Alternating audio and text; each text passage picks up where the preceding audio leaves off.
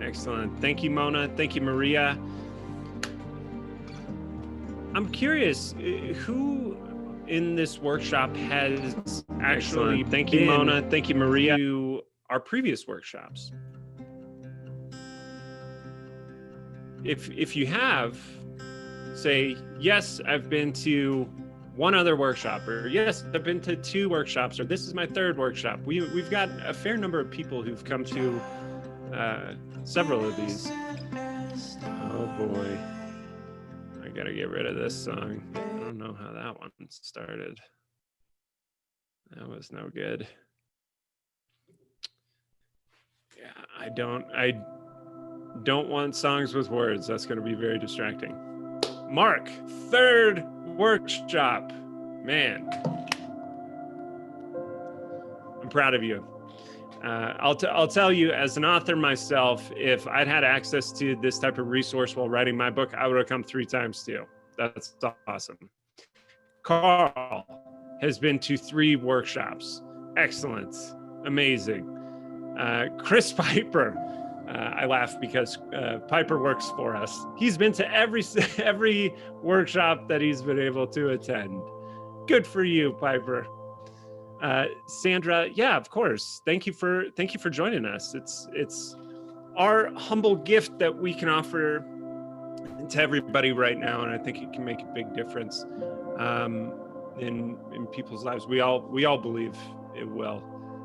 Stacy, first, thank you so much for joining us, Stacy. You're going to get a lot out of today. So, like I said, my name is Charlie Hone. I am the head of multimedia for Scribe. I'm an author myself, and I'm going to be hosting a little bit in this workshop before I hand it off to Tucker. And we're going to be getting started in about 12 minutes or so. So actually in about 10 minutes or so. So if you're feeling excited, like Lakith here, to get going, patience, my friend. Writing a book is a journey. It is a huge undertaking, and you're going to be on this ride for a long time, long after this workshop comes to an end. So, Mark, yeah, as you said, I contrast the real deal of Tucker, who resonates with me, versus the used car salesman of my BBB complaint. Yeah, I hear you. We have seen a number of those types of folks teaching book writing materials. Some of them are very good. A lot of them, unfortunately, are not. And again, I'm sorry that you're going through that experience with one of them, and that's unfortunate. So, all right. So we're going to be doing this is a memoir workshop. So basically where you write a story about your life. So before we kind of get into the materials of the workshop itself and you guys start participating, I'll share with you a personal story about what happened when I wrote a memoir. And before I do, just raise your hand if you feel nervous by the idea of writing about your life. Raise your hand if you're a bit scared to go on this journey. I just want to see. Okay, got 4 or 5 hands raised out of the 22 people in here. All right, so if you're just joining us, I'm going to, before we get into the materials in about 8 minutes, I'm going to share my story of what happened when I wrote a memoir. So I went through a really challenging, dark period in my life where this was back in 2011, 2012, where I suddenly felt like I was going, I got to let in Tucker real quick. I know that's lesson 1. Leave them with a cliffhanger. All right, so promote Tucker to a panelist. Tucker, can you hear me? Oh, hello. Hello. What a lovely family you have there. So you think? Hold on, why is my video now? You have a much bigger family than that now. Yes, I know. We just got new pictures. All right, keep going with your story. I was actually listening to your story. I'll figure out my video. Sure. Okay, so I went through just a challenging period in my life. Really, mute your mic for a second, Tucker. This was back about 8 years ago, and I struggled to find answers to why I felt the way that I did. And I went and saw a doctor, and she was like, "Oh yeah, you're struggling with anxiety. You're sleep deprived," and prescribed me pills that were. I looked them up, and they had more severe side effects than the condition I was experiencing, basically. And I tried everything to get myself back to this place of normalcy, where I was no longer having panic attacks, where I no longer was afraid to interact with people. And just these symptoms that I was experiencing, I was waking up and just feeling this sense of dread, which I'd never experienced in my life before. And I was so embarrassed and ashamed to feel this anxiety, because I thought, man, my life is great. Like, who am I to complain? And it seemed like no one else felt this way. I had never really heard anybody talk about feeling this way. And I tried everything you can think of to get yourself, feeling normal again. And I spent a year experimenting with all these different therapy modalities. And after a year, I really felt like nothing had really worked. I felt like things would work for a couple of hours and then they would go right back to normal. And then one day I came across a book called Play by Stuart Brown. And it talks about how human beings are designed to basically play their entire lives. And yet we kind of temper that off as we get older. Many of us do. And that they made the argument in the book that a lack of play should be taken as seriously as a nutrient deficiency. It's a health risk to your body and mind. And so I started adding play into my life on a regular basis. I was actually living at Tucker's apartment at the time. He and I were roommates. And we were... you were living at my place. Roommates pay rent. You were just sleeping at my place for months and months and months. I was crashing at his place for months on end, and we started playing catch and home run derby, and I started to have a lightness to me that I felt noticeably for the first time in a long time. And so I decided this will be the thing that I double down on. I signed up for improv comedy classes, and that was sort of the thing that unlocked this state that I'd been in for years of feeling deeply, deeply anxious. And within a month, the worst symptoms I'd been experiencing for almost 2 years just dissolved away. And it was really remarkable, because I felt like I'd never seen anybody share that story about sort of healing part of their mental health through play. And so I decided to write a blog post on it. And that blog post became pretty popular because no one was talking about anxiety at that time. And then I wrote a book about it. And that book was a memoir of that period of my life, this dark period where I had a roadmap that I could give somebody else. And I thought, if this could help just one other person, it would be worth it. And it's been 7 years since I published that book, which I never wanted to publish, the worst parts of my life. But that book has helped thousands and thousands of people struggling with anxiety, from teenagers who were suicidal all the way to people who were retiring and facing an existential anxiety. So Sandra, the book is called Play It Away, and it's that book changed my life on many levels as well. And I can get into that, but that's not the reason I did it. It's to share my roadmap with other people from my life so that they could get better. And for the reason I share that story is because for each of you, I know that pain, I know that fear of not wanting to publish, of not wanting to write that thing you're scared to write about. And I can tell you that it has been almost exclusively upside. It has been nothing short of life-changing. And so I'm really excited for the journey that you guys are about to go on with Tucker, with Scribe Book School, because this is the beginning of your journey. So having told all that, welcome to Scribe Book School. You forgot the best part of the story. What's that? We probably played home run derby together. God, it must have been 50 times.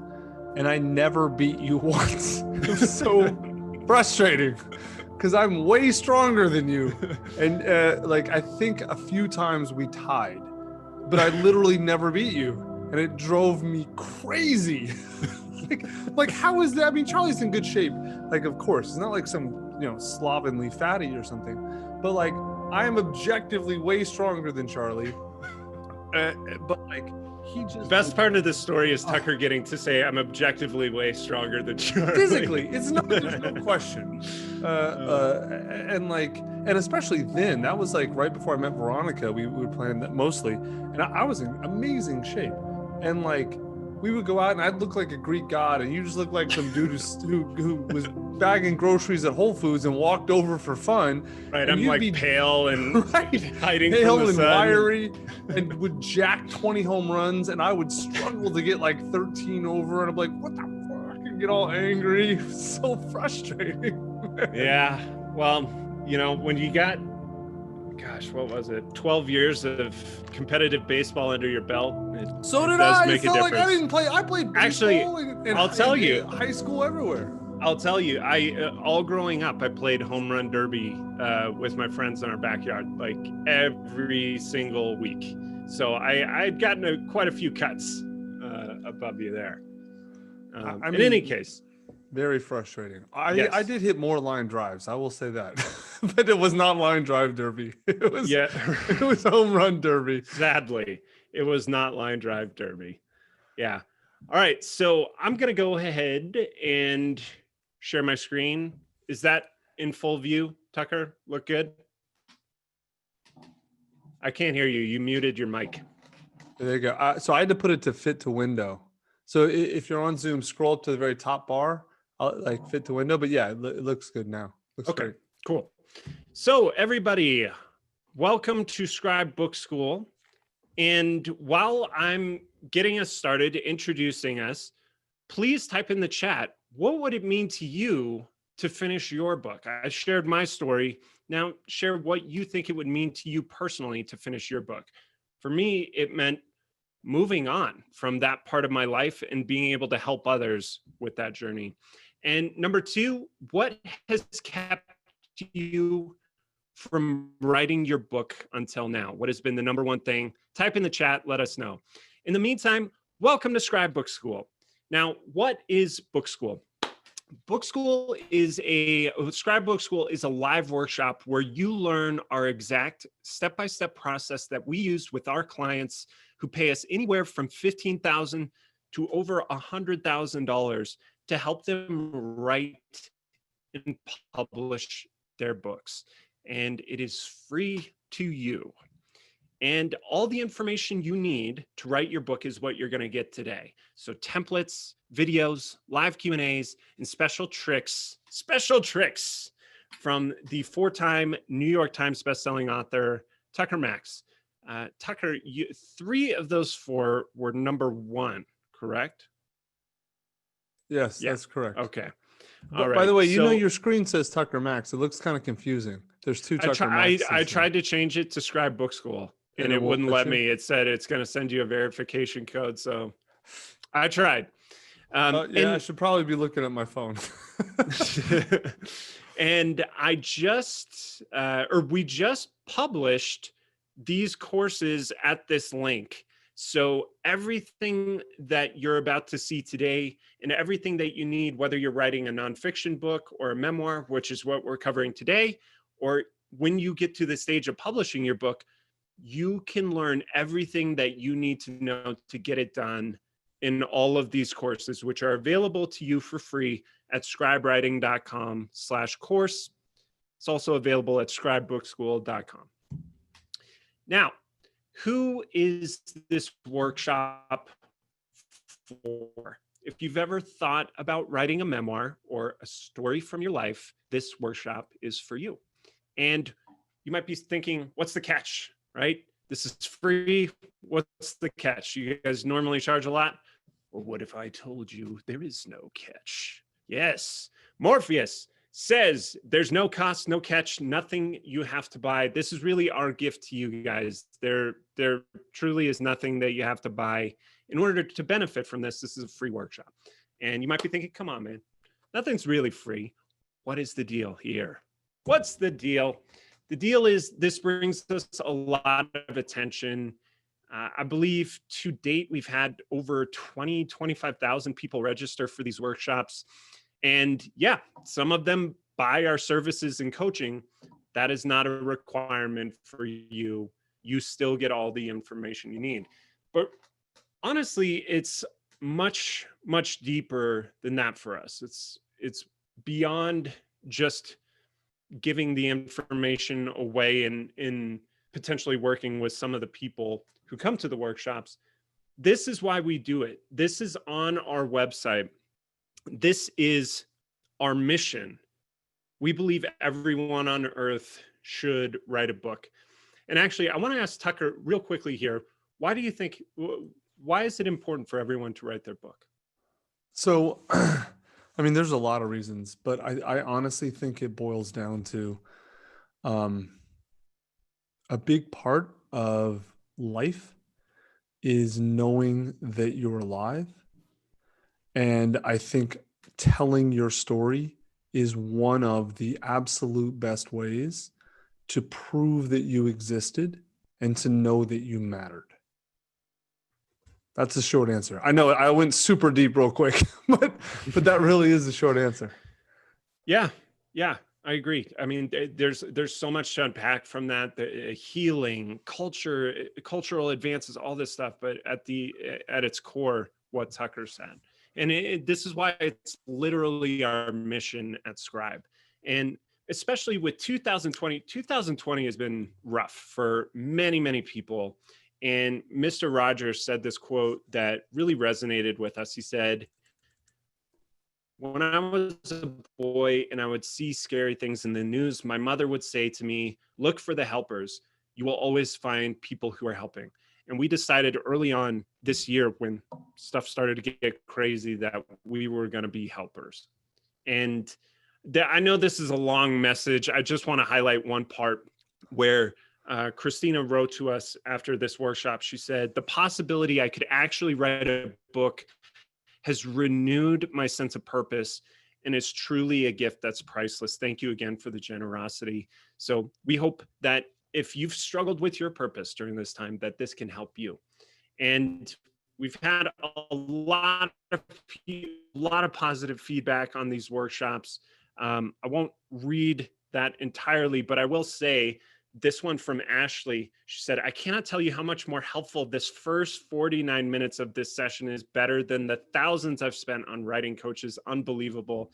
We've had a lot of feedback like that. So if you paid for writing services, we want this to be the best writing workshop you've ever been to. So in Scribe Book School, again, we're going to cover everything you need from your initial idea to publishing your book. And you will not get everything done today. Don't expect that. We're just teaching you everything you need to do. and we'll go fast, but all the lessons are available to you for free forever. And we're also publishing them here on Scribe Book School, our YouTube channel. If you haven't already, be sure to subscribe, where we're going to be posting content very regularly.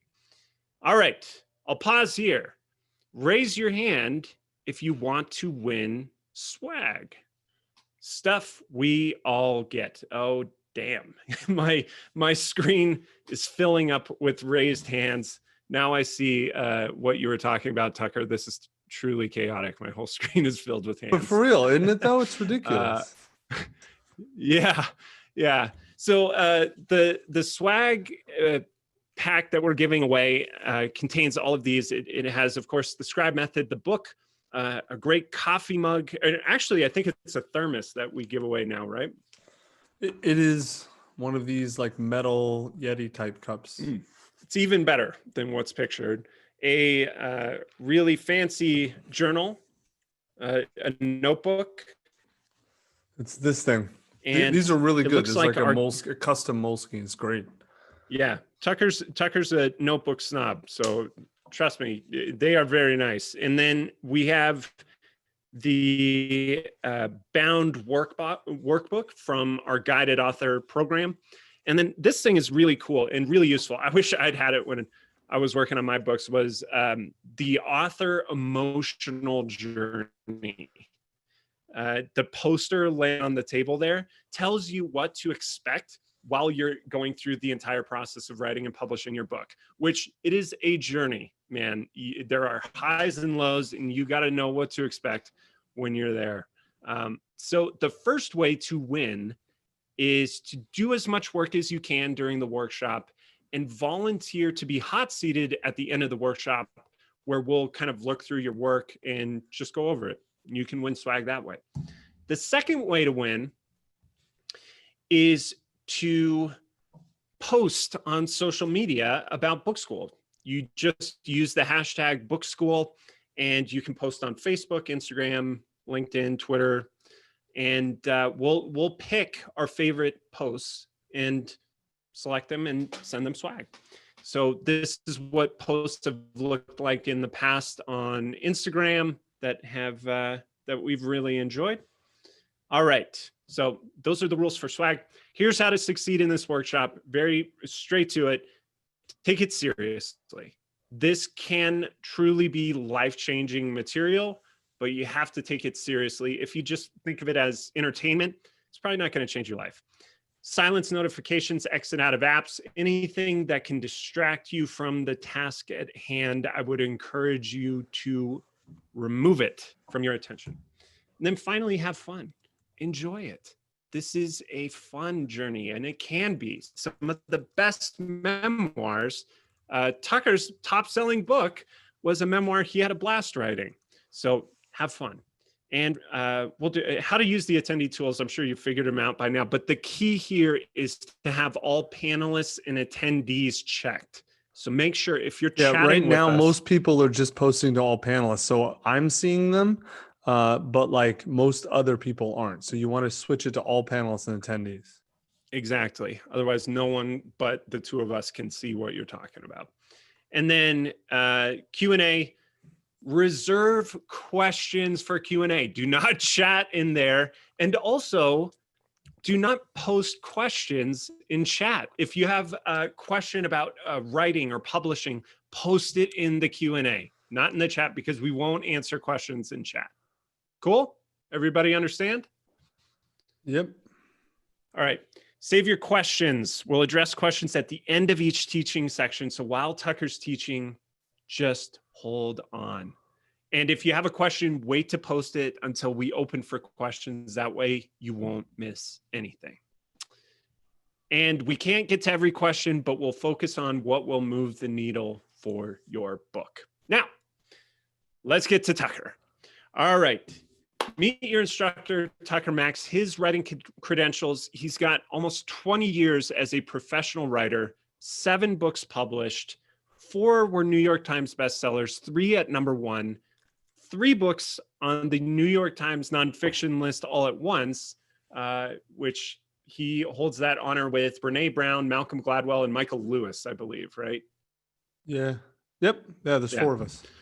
4 million books sold. And he's worked with a ton of big best-selling authors that you guys know, people like Tim Ferriss, Peter Thiel, Seth Godin, Tiffany Haddish, David Goggins. This guy knows what he's doing. And he created the Scribe process, which you're about to learn, which has been used with over 1,500 authors. He also is the author of the textbook for this course, the Scribe method, which you can get for free, of course. It hit the Wall Street Journal bestseller list. It also hit the USA Today bestseller list. And Scribe now has more than 600 books published so far using this process with our clients. And these are good books. We have an Amazon review counter in our office that tallies all the Amazon and Audible reviews of our books. All right. And Hal and Emily, Tucker, are they added on as So Emily's been moderator? waiting. Yeah, I can't add Emily as a panelist. Oh, okay. You've got to, but Hal's not on this one, but Emily is. Okay. I'll add her right after this. And so should I skip Hal's? Yeah, just skip Hal. Screw him. Okay, cool. Emily, who I gave stars because she is formerly a teacher. She's an executive editor at Scribe. She's written 17 books with Scribe. One of those became a Wall Street Journal bestseller. Previously a journalist and freelance editor. Emily's awesome as well. And now I'm going to hand it over to Tucker. So I will stop sharing my screen.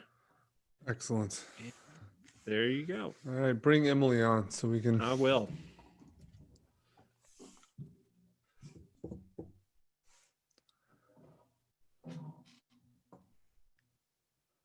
All right. There we go. All right, cool. All right, so I'm going to start with what kind of book should you write, and I'll tell you all why. I'm going to start with the assumption everyone here knows they want to write a book. If you don't, you can go to the YouTube channel. There's a great video called "Should You Write a Book?" It'll walk you through the decision process of whether or not you should. But I'm here, I'm assuming if you're here, you already know you want to write one. And so we're going to get started, though.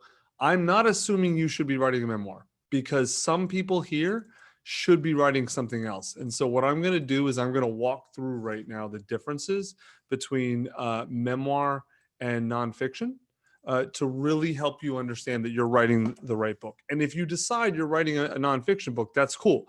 You can go take the nonfiction course. We have all the videos, all the instructions. They're up there and they're free. Okay. All right. So there's 2 basic kinds of books, nonfiction and fiction. We don't teach fiction at all at Scribe. If you want to learn fiction, cool, go read the fiction formula. That's the one the book I think is the best. There's tons of others, but we don't, nothing in this is going to help you with fiction. Not really. Now, in terms of nonfiction, there's 2 types. There's not basic nonfiction, which is where you're sharing your knowledge. And then there's memoir, which is what most of you are here for, right? And the point of memoir is to share your story, right? So a real nonfiction book is really about, you're writing it primarily to help someone solve a problem or create a transformation. So some examples, Good to Great is a very iconic business nonfiction book. David Goggins' book, it has a lot of elements of memoir, but I would really call that more of a personal development self-help book. And I'm going to explain why later. And then a basic how-to book, right? Like how to have a career and a family at the same time, things like that. Here's how to do something. You can tell your story in those, but the point is how to do. Now, a memoir, there's a couple different types of memoirs or focuses. One can just be a list of personal stories. Tiffany Haddish's book, which I helped her write, The Last Black Unicorn, it's essentially just a catalog of a bunch of her stories and that's it, right? You can write more of an autobiography where you catalog your whole life. That's what Michelle Obama's book, Becoming, was. It was pretty much her entire life. Or you can write a book that's more about laying out kind of where you came from and your family legacy. That's what I Got There is. That's Javon McCormick now. He's the CEO of Scribe, right? So let me really make this clear, because what we see is a lot of people say, well, I want to help people, but I want to tell my story, right? And they see those as sort of different things. So let me really kind of help you elucidate the differences. A nonfiction book is about delivering specific value, right, to a reader, help me solve my problem or get a transformation, is what the reader's telling you. A memoir is about telling your story in a way that will move or entertain the reader or inform potentially, but informing is secondary. So like I would say as a reader, I want to learn about my life from your story, right? Now, like what if you want to help people by telling your story? Here's the thing, your book can primarily be about teaching your knowledge or primarily about telling your story, but it cannot be both at the same time, right? And this is true even if the content is almost exactly the same. So I know this is super confusing. Let me give you some examples. On one side, you have the Untethered Soul, which is Michael Singer's iconic book that sold more than 1 million copies. It was on the bestseller list for years. It is one of the definitive books on meditation and sort of internal spiritual awakening, right? His other book is called The Surrender Experiment, which is a memoir, right? So the Untethered Soul tells you how to be enlightened. It's literally in the self-help section of a bookstore or an Amazon. Right? But the Surrender Experiment is Michael's story of how he became enlightened, right? It's quite literally a memoir, and it's in the memoir section. The crazy thing about this is he's detailing basically the same knowledge and telling basically the same stories, but he has an entirely, completely different angle on that knowledge and those stories. So again, to be even more specific, his nonfiction, all nonfiction tends to be directive, right? Here's what you need to know to get results. So hold on, I gotta move this thing. Sorry about that. So this is an example of what's written in the Untethered Soul. The highest spiritual path is life itself. If you know how to live daily, it becomes a liberating experience. But first you have to approach life properly, or it can be very confusing. To begin with, you have to realize you really have one choice in life, and it's not about your career, whom you want to marry, or whether you want to seek God. You see what he's telling you stuff. He's telling you what to do, how to do something, that kind of stuff. It's a point of view. Okay. Now look at Tucker. What's the one choice in life? Well, I don't know. Read the book, dude. Like, I'm not going to give away all Michael Singer's part of the book and not. No, I'm not going to give away all his secrets, man. You gotta do your own work, brother. Man, memoir tends to be introspective. The angle is, here's what I did, what I felt about it, and what happened. Right. So again, for example, sitting alone at 6,000 feet is a very peaceful place. I fell into meditation and became very still. When I opened my eyes, I absorbed the tremendous difference in my environment from when I first decided to let go and see where life would take me. And you see, he goes, I, right? Which is fine in a memoir. You say, you don't want to say I that much in nonfiction, but in a memoir, you're telling your story. But do you see the fundamental difference in the angle and the approach of the story, right? They're very, very different. Now, nonfiction books can and should have your story in them. So, for example, in The Untethered Soul, Michael tells parts of his story that are relevant to what he's instructing, and that's great. But your story should only be in there in service to the knowledge you're sharing, and that's it. Okay? Let me give you a really good example. David Goggins' book, Can't Hurt Me. He gives the reader lessons based off his life story, even though this book is 90+% him just telling his story. Every story he tells is in service of teaching you something. Now, compare that to Tiffany Haddish's book, The Last Black Unicorn. Both of these are massive, but these are the two best-selling memoirs last year. Two of the top three. Michelle Obama's was number one. Goggins was 2, Haddish was 3. Tiffany just tells her story and lets the reader decide what they think about it, okay? Very similar life stories, but Goggins' book is in personal development, right? Even a lot of people think of it as a memoir. It's really a self-help personal development book. Tiffany's is in memoir. So of course there's some overlap between the two, right? But they have fundamentally different jobs to do. The job of nonfiction is to teach what you know to help the reader solve a problem, right? And people read, if I'm looking to solve a problem in my life, I'm going to go look for a nonfiction book, right? I'm not going to go read, I have a whole wall of memoir over here. I'm not reading the autobiography of Malcolm X to solve a specific problem. I may read it for a lot of reasons. I've read it many times. I love it. It's one of my favorite books. But I'm not like, man, I need to learn how to unscrew a light bulb. I'm going to go read this. Or I need to learn how to start a company. I'm going to go read this memoir. It's usually not how it works. Do you have books on how to unscrew light bulbs? No, I'm not Polish. Remember the old Polish jokes about that's so funny. Like, why did Poles get picked on? I don't even know. I didn't know any Polish people, but America in the 80s, everyone decided Polish people were stupid. Now they We were have a the butts of huge all the Polish jokes. audience. Just Right. I know stop. they're all furious now. How dare you? Are you old enough to remember Polish jokes, Charlie? No. Yeah. Are you, Emily? Yeah, but I wonder if it was a Midwestern thing. It may have been. Yeah, it may have been. Yeah, it was so weird. I remember that was like a big thing when I was a kid, and then I can't remember anyone's talked about it for 20 years. Because it was absurd then. Even then, I was thinking, why are Polish people being picked on? Like they can't be any dumber than anybody else. But that was the joke. All right, so the job is to tell your story as honestly as you can, so the reader can learn about their life through yours. Right? This is a super important point too. People don't read your memoir to learn about your life. People read memoir to learn about themselves, right? Like I've got David's book right here. I've read David's book twice, I think. Once on audio, which I guess I'll count as reading, and then once like the actual physical. I learned a lot about myself both times. But here's the crazy thing.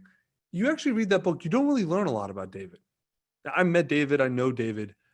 David is a richly complex person. You know a lot of his stories, and you're like, wow, this is crazy, but you don't really know that much about him. Same was true with my books. I had people who read all my books cover to cover dozens of times, and then they would meet me and realize they don't actually know anything about me. They just know some of my stories, right? And they can extrapolate a few things about me based off that, right? But not that much. And it was always funny to see people realize that, is they're like, oh, I thought I knew you, but I don't. I just knew a slice of you. I read memoir to learn about myself. You read memoir to learn about yourself. That's the point of memoir. Now, there's no right or wrong answer to which book to write. There's no such thing as you should be X or you should be Y. No. You can leave all that alone. The answer to which book you should write depends on what you're trying to accomplish. Generally speaking, if your goal is business-related nonfiction, if your goal is personal growth-related memoir, right? But it comes down to this: sharing your knowledge or sharing your story. And remember, you can write both. You can even write the same story twice like Michael Singer did. It's literally the same story. What's so funny about it is that both books did really well and were really successful. He just told the same story twice from two totally different angles. One's a how-to and one's his memoir. Because most people have multiple books in them, but I'm just telling you, do not combine them. It is a massive mistake that we see authors make all the time. And what it does is create a meatball sundae. Seth Godin wrote this book about this. What a lot of people do in marketing. They try and combine two things that don't go together. And the idea is meatballs are delicious and ice cream is delicious, but they're kind of gross together. Like there's no such thing as meatball ice cream for a reason. Okay? They don't go. Eat your meatballs, finish them, go eat your ice cream. All right, questions. Now we can take questions. Put them, ideally you would put the questions in the Q&A and not the chat. That would, like Charlie said, or Charlie will get very angry. We got any coming up, Emily? No, not so far. All right, cool. You got any Polish jokes? No. No, neither do I. I don't even remember them because they're all about like Polish people being stupid. Like how many Polish people does it take to screw in a light bulb? I'm like, same number of as it does Irish or Germans. I don't know. Why does that make sense? I remember arguing with my mom. I remember arguing with my mom about that. Like, why are they the butt of the jokes? I don't get it. And no one had any answers, which was like most of my childhood. No one had any answers.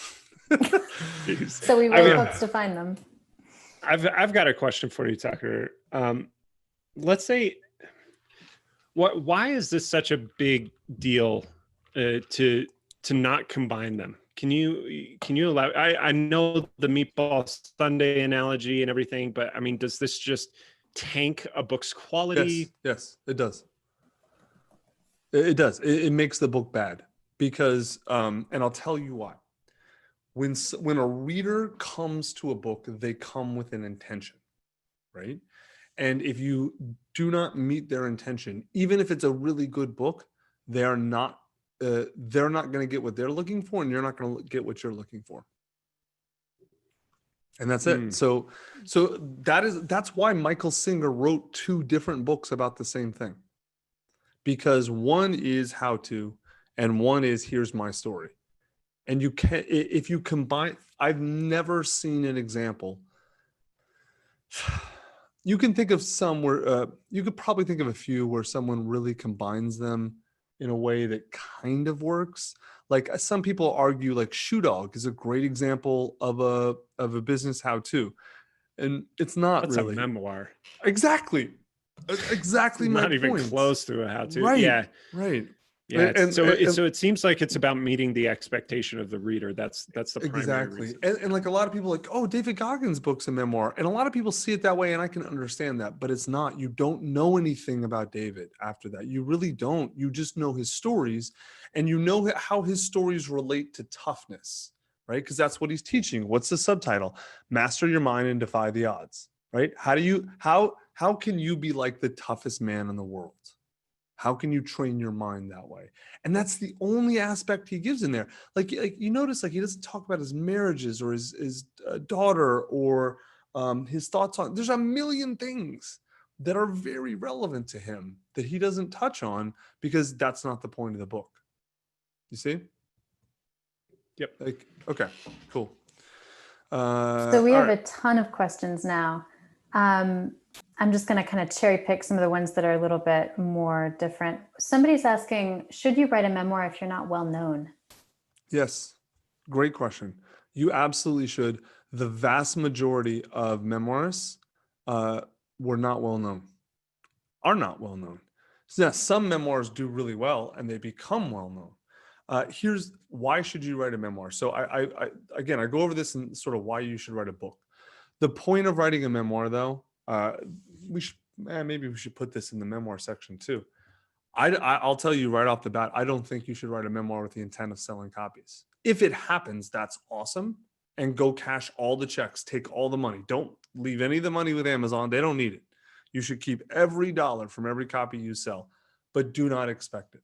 The point of writing a memoir is to work through your own emotional issues, to do your personal growth, to do your work, to tell your story so that the people around you and in your world really know who you are. And ideally then it can help other people. But I don't like to tell people you need to write your memoir to help other people, because then what they do is they approach it as a how-to and they start pointing the finger out instead of looking in. We're going to talk about, this is literally the next section is like the big question in memoir. So let me get to that part. Then we'll really kind of dive in about why the most important thing in memoir is the two next sections are the big question and speaking truth, because the whole point of writing a memoir should be for yourself first. Write it for yourself and then edit for your reader. We're going to talk about this a lot today. This is and we teach very different than most people. I've got a stack of the books over there, how to write memoirs. Almost all of them are bad. They're very bad because they skip over the most important part of writing a memoir, which is your own personal growth and your own self-work. Everything else is secondary from that. Is this making sense, you guys? Raise your hand if it's making sense. If it's not, it's okay. It's gonna yeah. make sense as we go along. I'm gonna really dive into this. Cool. And before diving into that next section, we have several different people really asking, how do I know which to write, nonfiction versus memoir? And we want to direct them to I just went over that course again. Well, you went over the difference, but how do people decide which one to choose for their own selves? How would I answer that question beyond what I just said? I'm not seriously, I'm not being sarcastic. What other information would they need to know? I'm asking you to because clearly if there's still a disconnect, what am I missing? If there's a disconnect, what I would recommend is go to the YouTube channel and rewatch this video. We have this exact section, and until you find clarity, because he covered it quite well. But I think there's still, what people really have to understand is what they want out of their book. Like you can want to tell your story and you can want to teach people. And usually if you want both those things, I think you kind of have to tell your story before you know exactly how to teach people. I think you write 2 books. Okay, so maybe I didn't make that clear enough. There is one decision you need to make. Why am I writing this book? Right? And the answer to that decides nonfiction or memoir. If the answer is, I want to teach people a specific thing, right? Then write a nonfiction book. If the answer to that is, I want to tell my story, write a memoir. And I mean everything around, I want to tell my story, or I want to teach people something. Notice how help people is not one of those, because both a memoir and nonfiction both can potentially help people. They help them in different ways and often different people, right? But let me explain. No, hold on. I think this is the key problem. I'm missing a little bit. Most people, many people, feel as though it's not valid for them to tell their story.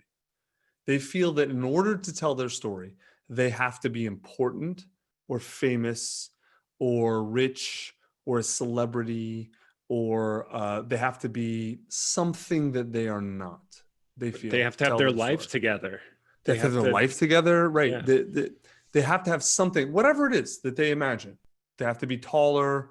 They have to be a baller, whatever, right? They have to be something that they're not. And so that what they'll do, these people, we have thousands of clients, and we see that very successful people will come to us with this same problem. They want to tell their story, but they feel like they're not allowed. And I mean that like on an emotional level, not legally. And so they'll feel like instead they have to write a nonfiction book, and they have to tell people how to do something because that's allowed. That makes sense. That's conventional for them, right? That their story isn't valid. I will tell you right now, a huge part of writing a memoir, the decision to write a memoir, is the acceptance that your story is valid. And that is really hard for a lot of people. And I think that is the question they're asking, Emily. And I did not cover that specifically.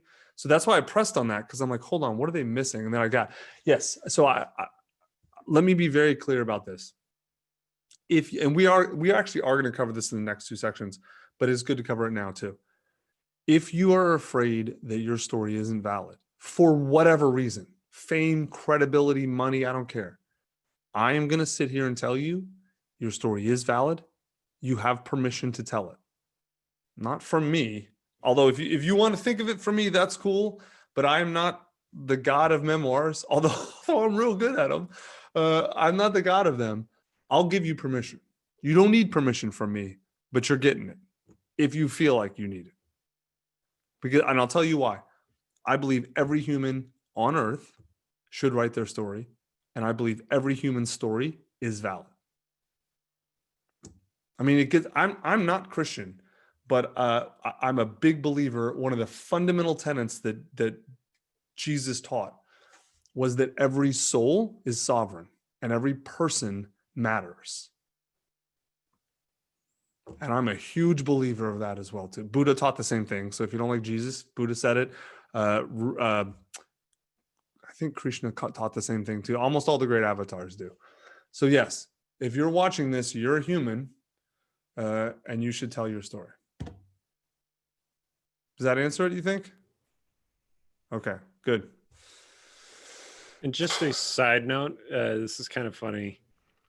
All the guests, participants, all the attendees are named Chris Piper. There's like dozens and dozens of Chris Pipers. Why? Is Piper? I have no idea. I think Piper set it up so it accidentally did that. So if you're a Chris Piper among the many, sorry about that. That's a glitch. That is.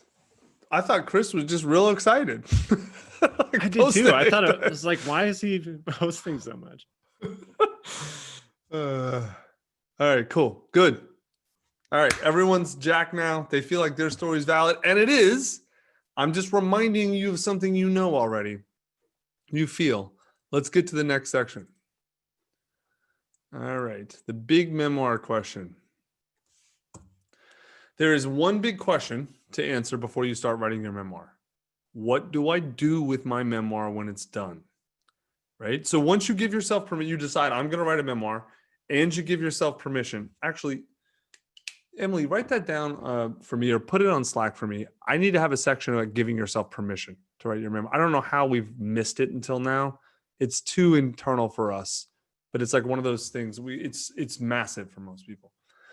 So once you've decided a memoir is the right book and you've given yourself permission to write it, the next question that almost everyone asks is, oh God, what if I publish it? What's going to happen when I publish it, right? And they think of all the implications of publishing.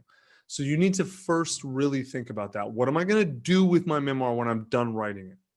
So this is what almost everyone does. What if my family reads this? They freak out, right? Or like it's going to burn everything down. It was the number one question I got when my books were all coming out and huge, and I would do massive tours and book signings and all this.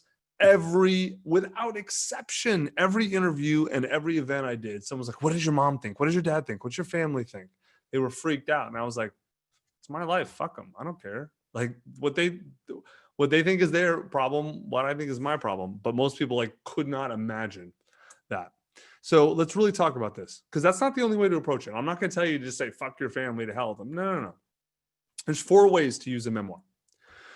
There's option 1, write your memoir for yourself and decide to show it to no one. Decide to show it to anyone. Does that say decide to show it to anyone? Show it to anyone. Oh, good Lord. Who wrote these slides? Oh, God. So after you're finished with your The answer memoir, would be just me. walk around with it and show it to everybody at the grocery people on the store. street. Hey, you want to see a memoir? Okay, so that should say no one. Option 2, print less than 10 copies. Option 3, print 50 copies for extended family and friends. And 4 is fully publish it and release it to the world, right? So I'm going to make a recommendation. Pick option 1, but just for now. That means you're going to write your memoir for yourself, and you're going to assume you're not going to show it to anyone, because you can always change your mind, of course, right? So how did I miss this? Write your memoir for yourself and decide to show it to no one. Now, here's why. It allows you to write as if no one will ever read it. If you're sitting to write and it's like, no one's ever going to read this, you can be absolutely free. You can let go of every single fear. I'm going to detail all the fears that we hear from people writing memoirs. Family issues. Oh God, what if my family reads this? What will they think? What will they say? Doesn't matter. They're not going to read it right now. Legal issues. What if I get sued? Which, by the way, is a real issue you should actually think about when you're writing a memoir. Ask me how I know. I have been sued not once, not twice, 3 times for things. I've written 4 memoirs and been sued 3 times. I've won every single case, but getting sued is no joke. So it's something you should think about. But it doesn't matter because you're assuming you're not gonna publish it right now. Next one, facts versus truth. This is a big question. A lot of people get hung up on. Is what I'm writing factually correct? Doesn't matter. You can worry about facts later. This is just about getting down your truth, your memory of what happened, which is the next memory. Am I remembering everything correctly? People get really freaked out if their memory is exactly right. Doesn't matter. All that matters is your memory of your experience right now. That's it. Another one is publishing. People get obsessed about, do I get a publishing deal? And again, a lot of that gets back to validation. They feel like if they get a publishing deal, then it makes their life valid. It makes their story valid and thus their life valid, right? It's not important. You're not going to worry about that till you're done. Audience, is anyone going to read this? Doesn't matter. Not for this version. For your first version, we're going to tell you that literally no one should read it but you. And then we're going to talk about editing and how to get it right later. Marketing and sales. People get very hung up on this. Who's going to buy it? How do I sell copies? Doesn't matter. You're not going to sell it for now. This is just for you. Am I good enough at writing? Another huge fear a lot of people get. Doesn't matter. If the point's to write for yourself, who cares how good or bad the writing is? That's irrelevant. Judgment's another one. What if it sucks and people judge me? They can't. You're only writing this for yourself. They're never going to see it. Selfishness. This is another big one. Is writing about my life selfish? A lot of people going through our memoir program get hung up on that. And I'm going to tell you that writing your truth is self-care. That it is selfish, but the right kind of selfishness, right? It's not selfish that I breathe or that I feed myself or that I bathe or that I go to therapy. And I see writing, especially a memoir, as another form of valid self-care. It's a way of taking care of yourself. So if you write as if no one will ever read it, then you can change your mind after. That's absolutely possible and plausible. And a lot of people do. It's super normal, right? But by letting yourself, I'm going to go ahead and stop sharing. By giving yourself complete freedom to write now, you get the main benefits of writing the book, which is telling your full story, your full truth, and getting everything out there. Then you can edit for the reader later. We're going to talk about truth next, but before then, let's get questions. Raise your hand if that felt like a release to hear that advice, that this only has to be for you, and all these, emotional blocks or logistical things are no longer in your way. Not right now. All this can be solved later very easily. In fact, it's better if you solve it later. All right, good. Any questions? Charlie, you're pretty good at asking the question that everyone's thinking. Curious no about one's answering. Or no one's asking. I'm curious about, you got sued 3 times without going in like deeply into those stories. Really, I'm curious what at the core was the reason why you got sued 3 times. Because I told the truth about, no, seriously, because I told truths about people that they didn't want to be true. So you can read, if you want to read the story about the first one I got sued. This is the one where I was front page in New York Times, the Miss Vermont story. That's in, I feel like it's in Assholes Finish First, I think. It's in that book. The whole story is in that book. Actually, it's in I Hope They Serve Beer in Hell. Well, the part 1 is in Beer and Hell. Part 2 is in Assholes Finish First. It's a 2-part story, right? And so where I really fill in all the rest, like how I got sued, all that kind of stuff. And so it was crazy, man. That story, it's sad in a lot of ways. The girl that hooked up with me, her mom was the impetus behind the lawsuit, and she sued me because she didn't, she asked her daughter if it was true, and her daughter said no, not because her daughter was trying to lie about me. Her daughter just didn't want to get in trouble with her mom. And so her mom took her at her word and then sued me because she thought I was disparaging her daughter's image. Turns out she's not a very good mom, and her daughter is not who she thinks she is. And so everything I wrote, a beauty pageant mom isn't a good mom. Are you, what? I know. Who would have ever thought? What do you mean the Chinese aren't reporting their numbers properly? It's inconceivable. Yeah, a cheerleading mom? No. Maybe the beauty pageant moms are much better. I could believe a cheerleading mom, but not the beauty pageant mom.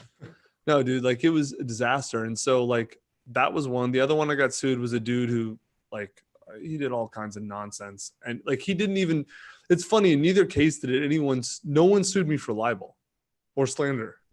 They tried to sue me for other things because they knew truth is an absolute defense to libel. And so, and then the third one was Tiffany Haddish's, because I was a co-writer on that. And you called that one, I think. I think I you knew that warned was her. gonna You were like, happen. this is going to happen.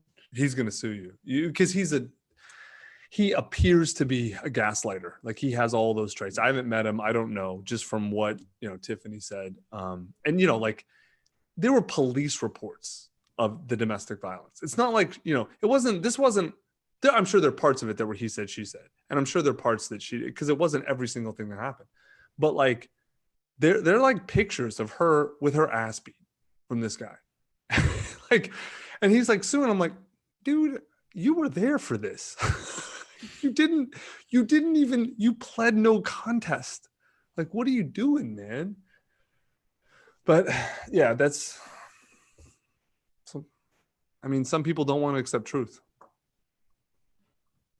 All right, questions. We do have several questions around that kind of thing, like how to prevent getting sued.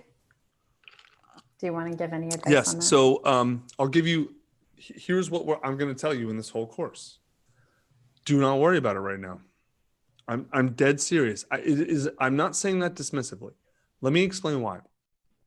If you worry about how do you not get sued before you write, you are not going to write an effective memoir. It won't serve any of the goals you want. No personal growth. It won't be a good memoir because you're not going to tell the whole truth. It won't be raw. It won't be authentic. It won't be any of that. Right. And so like the best thing for you to do is to write the whole truth. Write for yourself. We're going to talk about this deeply in the editing. Then you edit for your reader. Okay. Then the final step is to do a legal read. Right. And this is way down the line. This is once you've decided you're going to publish the book, because you may decide, you know what, I'm going to write it for myself. I'm going to print 10 copies. Because here's one of the things I wasn't super clear about. You can print 10 copies of your book. Like you can go onto Amazon or any sort of print on demand self-publishing service. You can do that. And then you can set it up so that like it's not available publicly, but you print the 10 copies, they come to your house, you're the only one that has it, right? And so then like, let's say you're worried about being sued by an ex-boyfriend or something. And you give those 10 copies to your friends and family and tell them never to give them to anyone else. And then, okay, like then that's it. Like you don't need, you can put the whole truth in there without, the odds that he's ever going to see it are very low. And even if he does, his ability to sue is virtually nil because it's not technically considered, it's public, without getting into details, it's not spread, right? You can also publish, 50 copies, whatever. You can publish a bunch of copies without actually making it public. Or you can just go public and then you can decide what am I going to take out or leave in based on what evidence you have about what claims are happening. But you can get a legal review and they're not that expensive, anywhere from $500 to $2,000 for a lawyer to read your manuscript and tell you, you can get sued here, you can get sued here, like you need evidence for this claim, things like that, right? It's a very solvable problem. And then it becomes a question for you, right? Okay, you can get sued is a very different thing than you're telling the truth. Anyone can sue anybody, right? So like everything in my books are the truth. I still got sued. Like, that's why I won all the cases, but you can still get sued. So like then you got to decide, okay, I can get sued for this. Do I want to risk that or not? And then it's a question for you. Or you can always, you get a legal review and then you can change, alter some names, places, details, and just say that at the beginning. Say, this is a memoir. I've altered a few details of a few characters to protect, the innocent or to avoid getting sued or whatever. You can do that too. That's fine. That doesn't make it a fiction story as long as you're upfront about it. There's no problem with that. Those are all options. We are not going to teach that though in this specific workshop. I am going to do an entire publishing your memoir workshop, probably in 3 to 4 months, 5 months, by the end of this year. Like that theme of that will be when your manuscript is finished and you've edited it, how do you, let's walk through every detail of the decision to publish and how exactly do you do that, right? Because that is a lot of work and that is a lot of stuff and you should take that decision very seriously. But what the whole point of this section is to divorce the writing your memoir decision from the publishing your memoir decision. Yeah, and most of the questions around this are those future issues that you're not at that bridge yet. Sylvie asks, so you write this first draft as if it was your diary? Mm-hmm. Yeah. Yep. Cool. All right. Anyone else? Questions? We can move on. Emily, you approving? Yeah, we can move on. There are tons of questions in the chat, so I am sorting through them. If they don't all get answered, we're doing our best. Sorry about that. So let me tell all you too. Oh yeah, look, there's a lot. Yeah. All right. So most of your questions are going to be answered as we go forward. All right. So what I see a lot of time on these workshops, we'll start in the intro and someone freaks out about writing, but how am I supposed to write? I'm like, well, we have a whole section about that. If you're patient and wait to that, we'll cover that there. And then if your question's still not answered, you can ask at the end of that section. So most of your questions are going to be answered. Okay. All right. Let's go to truth in your memoir. Next section. All right. So the big thing that we recommend when you're writing a memoir is, of course, let's walk through the process again. You've decided to write a book. You decided to write a memoir. You've given yourself permission to tell your story. You've decided that you're going to put off the publishing decision and that you're just going to write as if no one's ever going to see it. Okay. So what that means is you can now write your whole truth. Got it? Okay. So why does that matter? That is the course we recommend, is that you take the path that you're going to write your whole truth. Why does it matter to uncover and write your truth? Why is the truth even important? Well, everyone knows what's the saying. The truth will set you free, right? I agree. On a biological level, truth equals life. Like, truth is the key to survival. So think about it. Like, if you're a deer and you don't have good hearing or vision or smell, if those senses do not detect truth, you're probably going to get caught by a wolf or a coyote, right? So there's a reason biologically that beings, organisms are so aligned with the reality that they need to survive, right? Not all reality, because there's too much information for us to understand all reality. That's the realm of gods. We are mortals. But it is very important that the interfaces that we have to interface with, that we get a clear perception of reality.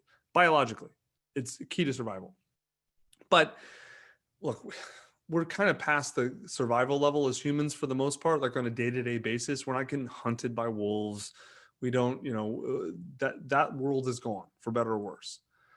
I still think truth is super important. And I still think it's one of the keys to human existence, because I believe one of our most vital tasks in our life is telling the true story of our own lives. Uncovering and speaking truth is what allows us to fully examine our life, all facts of our life, right? And then once you've looked at your life and felt it, then you can rewrite your story.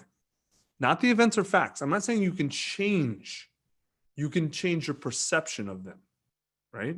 You don't get to choose what happened to you. I was born to my parents. I was born in a specific place. I grew up. None of that's ever going to change. But I do get to decide what that means, right? My dad may have left at 1.5 years. I can't bring him back, but I can decide what meaning I'm going to put to that.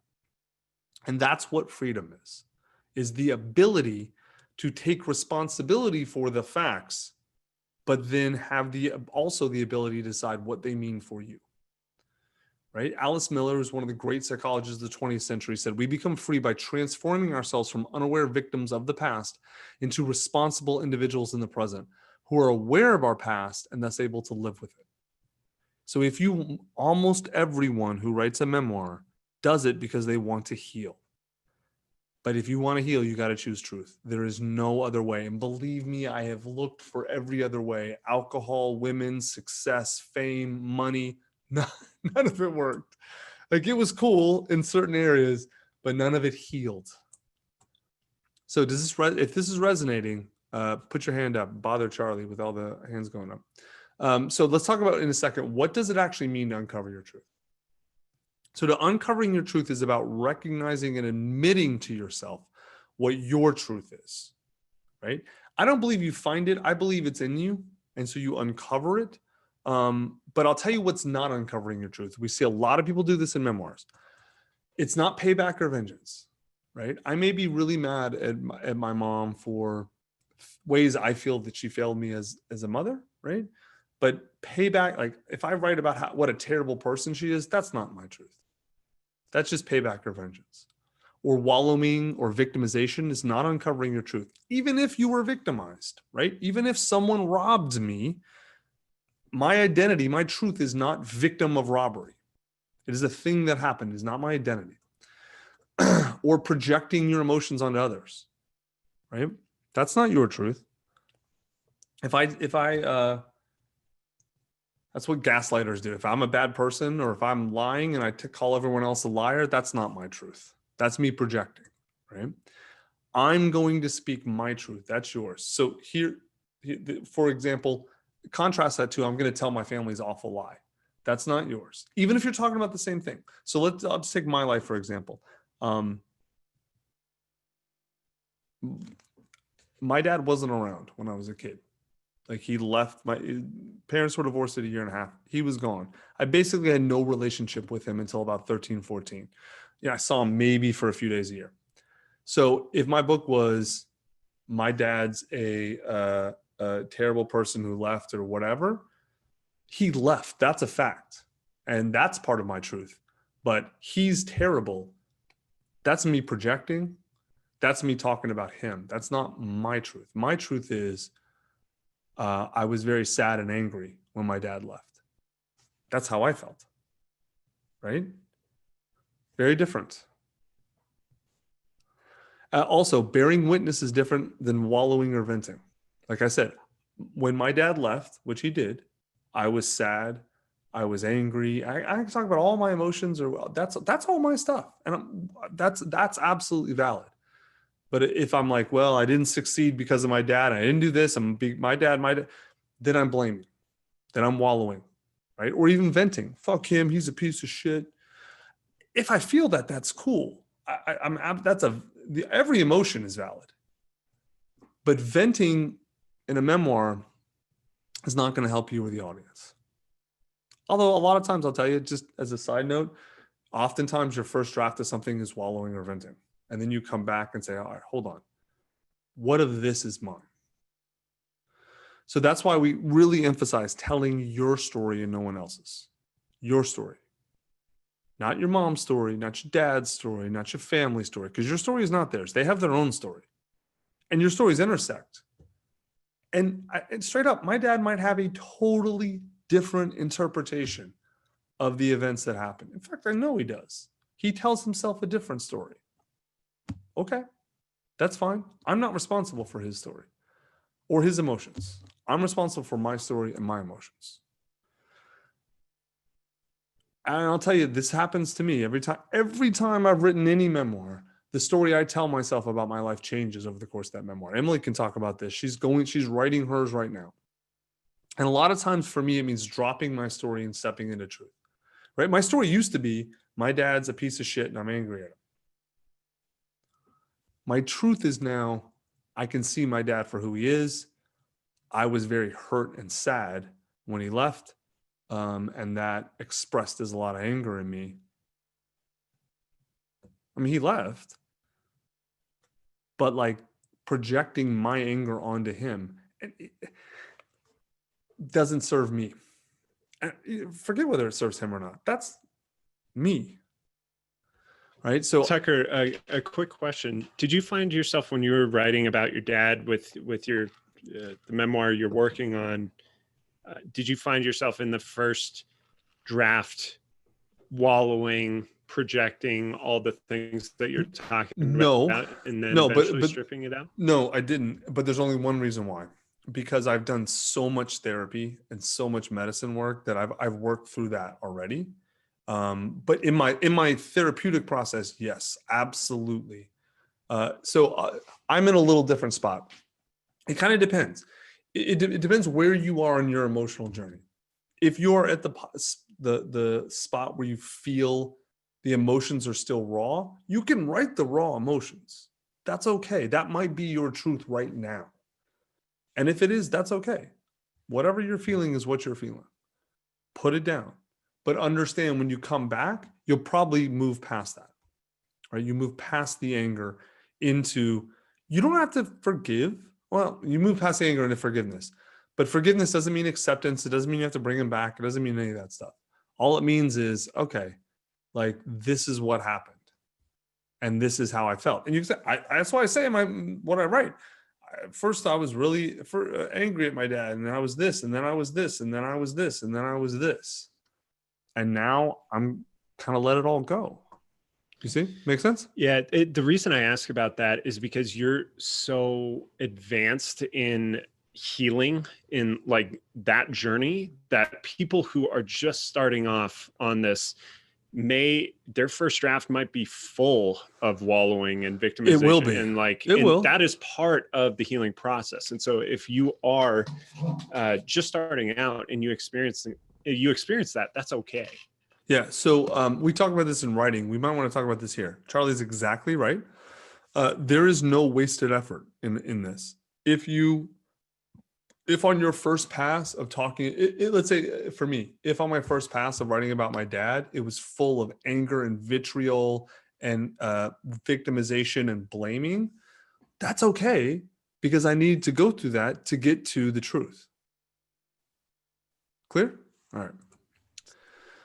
Alan Watts said, waking up to who you are requires letting go of who you imagine yourself to be. And the only way to let it go is usually to go through it, right? Like I couldn't get to acceptance and forgiveness until I went through feeling the anger and feeling all that. Like your truth evolves as you go through it. Super normal. Now, let's be real clear about this too. Telling people what to do is never your truth, right? That's a way to keep distance from your truth. Here's what you need to do. That can be a very valuable book, but it's not your truth, right? Here's what I did. That's your truth. Very different things. This Michael Singer example, Untethered Soul. Here's what you need to do if you want to be enlightened, at least in his view, right? Surrender Experiment. Here's what I did to get enlightened. So what if a big truth comes up that feels big, or what if the truth comes up that feels big and intense? And if you're writing your memoir correctly, it will. It does. And even, right, like Charlie said, I've done a whole lot of work. Man, it's so funny. It feels like the more work I do, the less I feel like I've done, or the harder. It's not the harder it gets. It feels like it was easier then, maybe in the past. Maybe just because it's over, but it's not like I'm like, oh yeah, I just sit in a chair and everything works. No, hell no. It's just as hard at my level as it is yours. We're just at different stages of the journey, right?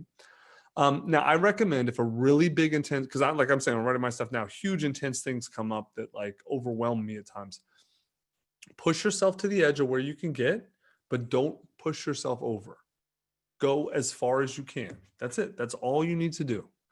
Don't force. Quick question around that, Tucker. What does pushing yourself over look like? How will they know they've gone over? If it's too much for you to handle. So if you cannot handle the emotion, if you need to do something, if you feel like you're having a breakdown, a panic attack, if you need to go do whatever, however you distract yourself from emotions, sex, drugs, video games, whatever, TikTok, right? Whatever. If you feel like, if you stop wanting to write the book, right? If you forcing yourself to speak or uncover a truth that you've done no work around doesn't really help. In fact, I found you can't. You can just kind of say, hey, I feel really anxious about this. Like, let's say talking about, I don't know, the time, a specific dinner I had with my dad. I feel anxious about this. I don't know, I can't go there. Just say, all right, I'm going to write about this later. Or this feels really anxious and heavy. And then move on. You can come back to it. When you're ready, you can come back to it. It's no problem. Unless you feel like you can handle it, then handle it. But don't feel like, oh my God, Tucker said I have to put every single truth in here. Your truth changes and emerges as you grow. And I'm like, I'll give you a really good example. My first book, I Hope They Serve Beer in Hell, I wrote in 2005, came out in 2006. That book is not my truth now. Not remotely, not even close. It was my truth then. It was absolutely my truth then. But it's 15 years later. My truth is so different now. When I read that book, it's hard for me to relate to that person. Like, and I don't mean that in a moralistic, judgmental way. Like, he's just like a lost kid trying to figure stuff out. And I can see it. I'm just like, it's so funny. Like, I remember, obviously, I remember all the things that happened, but they're like, it almost feels like a different lifetime. You know, like the example I always give is, remember in Lord of the Rings, when Gandalf is taken through the mines of Moria and then the Balrog gets him and like they think they fall down in this pit and they think he's dead. And you don't see Gandalf for like a whole movie. And then he comes back and he was like Gandalf the Grey before and he's all in white. Like, great, Gandalf, you're alive. And someone says, Gandalf the Grey. And he looks at him and he goes, Gandalf, yes, I was Gandalf. That's what they used to call me. Dude, right? That's what I feel like now. I read We that got to book. get you some white shirts, dude. You wear nothing but gray. I'm not at that stage yet, man. I'm at the Gandalf the Gray stage. I haven't fought my Balrog yet. I fought all the creatures leading up to the big boss. I haven't fought the big boss yet. I'm not at Gandalf's level. No, but like, yeah, because again, it's an evolution. That's a great point, though. It's an evolution. It's not like that was the first big test Gandalf ever had. He had a bunch. Your life is just a series of evolutions and tests as you go. And this memoir will be one of them. And you may write another one. There's a dude watching right now. His name is Gordy. I've known him for a long time. He's a great kid. He, like I say kid, he's only 10 years younger than me. He's a great man. Fantastic. He wrote a memoir like 6-7 years ago. It's good. It's a good book. He asked me, he's like, I want to go back and edit it. I'm like, can't. You got to rewrite it. You got to start again. Not even rewrite. You got to start again. He's like, what do you mean? I'm like, when you read that book, does it feel resonant? He's like, no, man, it doesn't feel like me at all. I feel like I've changed so much.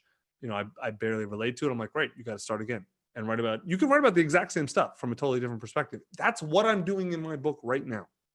I am literally writing about a lot of the same periods that I wrote about in Beer and Hell from a totally different perspective. So it's okay. There's nothing wrong with that. That's normal. Michael Singer did it. I'm doing it too. You can. All right. Right. Like next slide. I didn't even plan that. You can always write another book or add to this book. What we like to say is speak from your scars, not your wounds. You can write your wounds, but then if you're writing your wounds is to help them heal and become scars. That's really more in publishing. You want to publish from your scars, I should say. All right. There's probably a lot, based on Charlie's reaction, there's probably a lot of questions here, or not? Emily? Let's give it a most minute. of They those, might have been waiting. Yeah, most of those questions were submitted at the very start before we covered a lot of this material. So somebody asked for you to clarify what it means to speak from scars, not wounds. Yeah. I probably should take that line out. That should go more in publishing. So go ahead, Emily. Well, yeah, I agree. I think in that initial first drafting of a memoir, you sometimes have to not worry about whether you're writing about a scar or wound. You just have to dig in and explore it. Yep. Yeah, it's true. Yeah. That line needs to go in the publishing thing. What I mean is, okay, so you can tell probably energetically when I talk about my relationship with my dad, I'm not like it's something, it's in a healed state, right? Whereas if I was like, my fucking dad fucking left, that piece of shit, that's a wound. It's still raw in me, right? Or if I'm dumping on you, like, you know, when someone just like, hey, how are you today? Oh my God, and my dog, and they just go crazy about like their emotional life and they dump all this stuff on you. That's speaking from a wound. Speaking from a scar is you've dealt with at least enough of it to talk about the level you're ready to talk about it, right? I'm not saying I've dealt with everything around my dad. Who knows? But I've dealt with a lot. And so I'm able to talk really frankly and authentically and honestly about it in a very upfront way without you feeling like I'm pushing my stuff on you.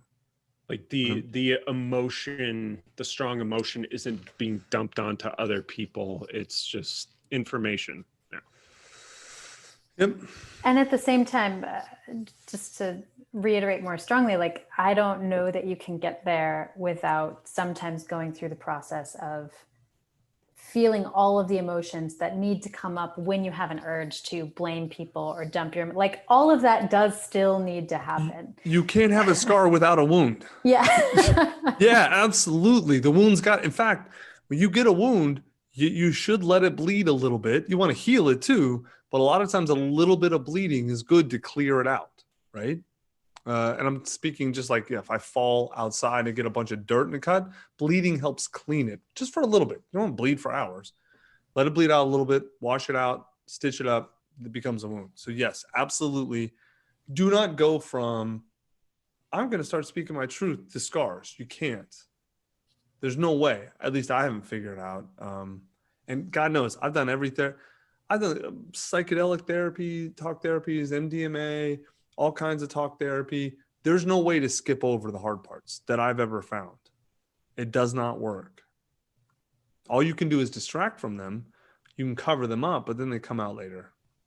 How does writing a memoir, writing your truth, compare with the other powerful therapy modalities that you've tried? How effective? It's up there. It's probably top 3. Yeah. I will say, I will say writing is not a replacement for therapy, but it is probably the best adjunct. And I say therapy in the broadest sense, right? Writing, it is a form of therapy. Writing your memoir is absolutely a form of therapy, a valid form of therapy. There's actually a ton of data about this.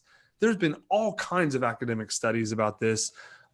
Pennebaker at UT has done decades of research on this. It's an incredibly effective therapeutic tool. It's an incredibly effective way of bringing up, addressing, healing stuff. I would put it is not an adjunct to therapy. I said that, I'm wrong. It is a therapeutic tool. It's at least top 3. It might be top 2. Yeah, I wouldn't do it alone. Because I don't know of any therapeutic tool that by itself works. Oh, this is the thing, and you don't need anything else. I don't know what that would be. If anyone knows, let me know. No, like it's always a set of tools. There's 50 therapeutic tools, and you have to pick the 5 that work for you. All right, cool. Anything else? All right, let's take a quick break. What I want to do though, did we send the memoir outline doc to everybody in the email? I don't know. I'm not sure. This is usually Miles's job. All right, no, we did not. Sylvie says no. Okay, so Charlie, put up let's take a 5-minute break.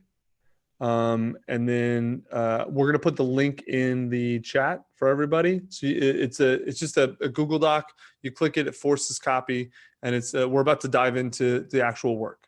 Now we got you spent an hour, got you all set up. Now we're gonna start doing the work. So we'll take a little break, and then that's gonna be in the chat, and we'll get going.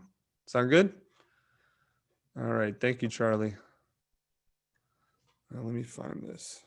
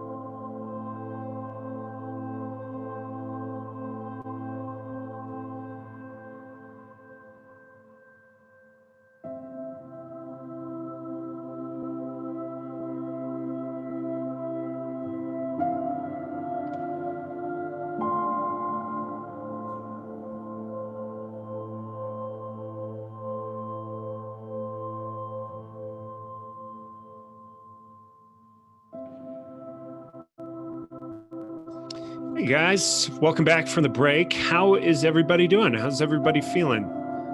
How's the workshop going for you so far before we get into the meat?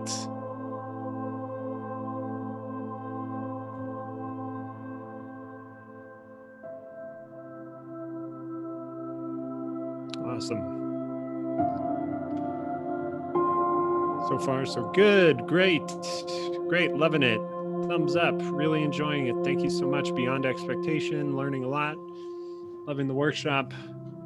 Awesome. So many Chris Pipers, Emily. It's just amazing how many Chris Pipers we have here today. I know. I at first thought that it was our Chris Piper at Scribe trolling us.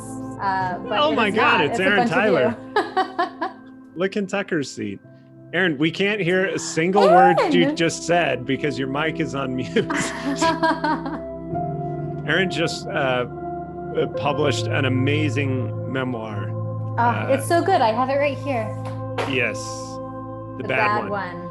It's amazing. Yeah, a memoir about growing up a goat, scapegoat. With incredible illustrations all throughout. It's yes, so it is good.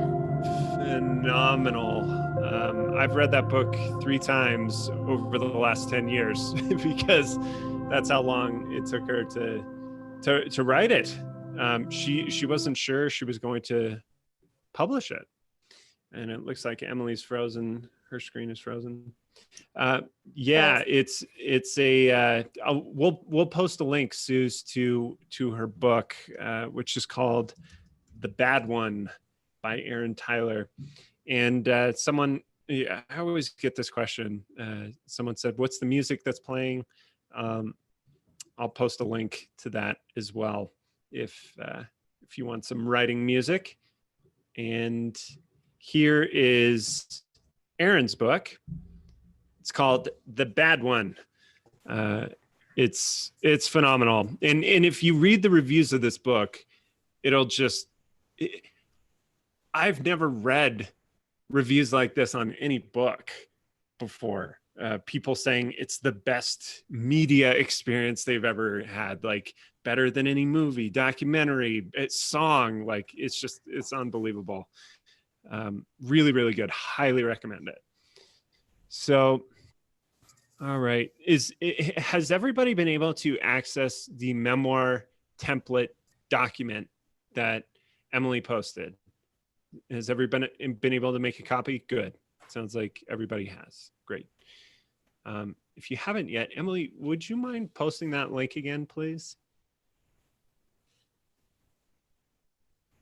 Can you hear me, Emily? Yep. Okay, cool. And someone mentioned a second document. Is there a second one? So we confused people because I posted it and called it the memoir doc, and then you posted it and just said the doc we'll need for today. They are the same doc. So. Oh, I didn't post anything. Oh. Maybe that was Tucker. Oh yeah, Maybe it had to have been Tucker if it said Tucker. Anyway, I just refreshed the link. You should be able to pull it from there. So sweet. Thank you. All right. Tucker, Erin's over at your place and she just sat in your chair. Your mic is muted, by the way. She sat in your chair and started talking. No one could hear anything she said. Oh, seriously? She didn't unmute? No. Oh, all right. All right. So did everyone get the doc? It looks like. Hold on. A few people have not. Yeah. So it'll say make a copy. You don't have to request access. You just make a copy. It's right there. I still don't see the link. Post it again, Emily, if you can. Yes.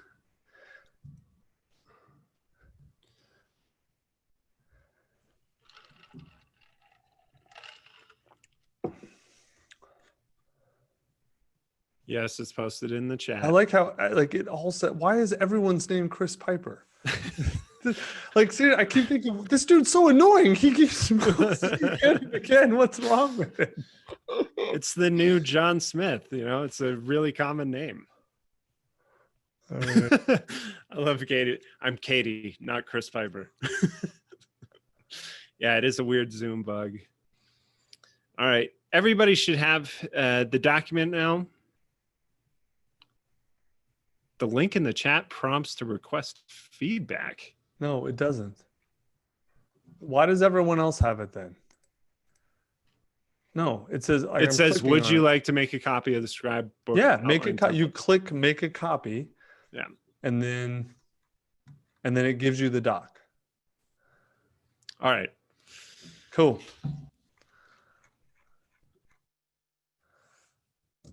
The link that Emily sent was good, not the one that Tucker sent. How dare you?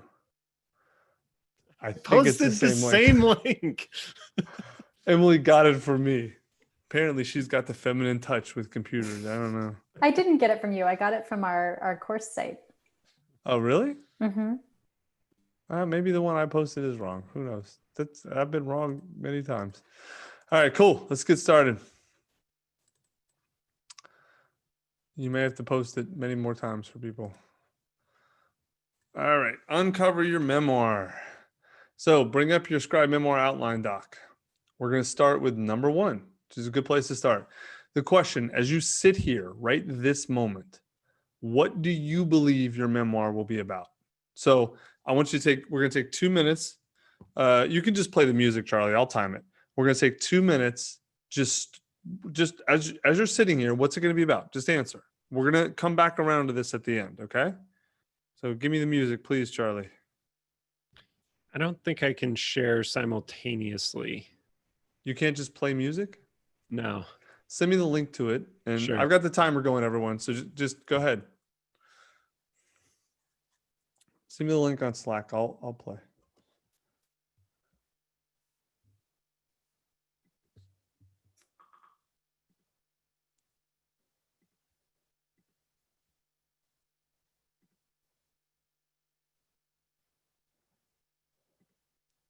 And Tucker, lower the volume on that link that I sent you, like on the player, lower it to like 5 to 10%. Is that good? Yeah, that's pretty low. You could do a little bit higher. It's almost inaudible. There.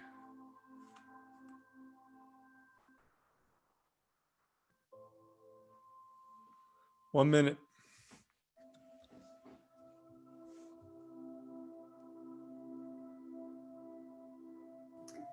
Tucker, do you have a slide that has a visual of this doc on it? Folks are confused about what it should look like and where they should be writing. I mean, it's right there. There we go. That one. If you scroll down, I don't know how you can miss it. If it's the right doc.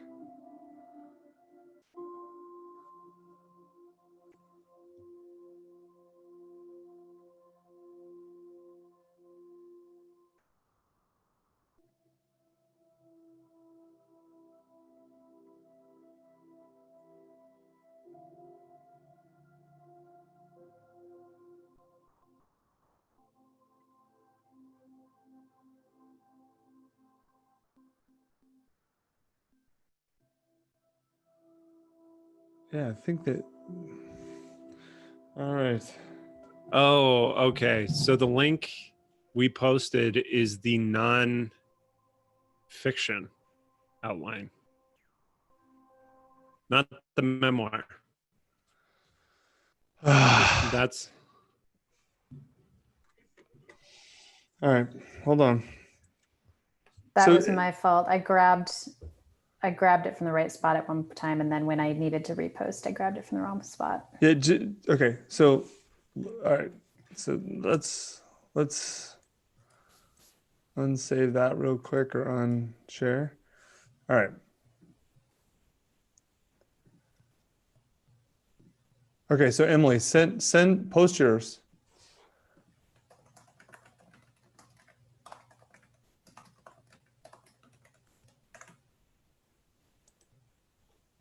Yeah. Okay. So I just clicked that.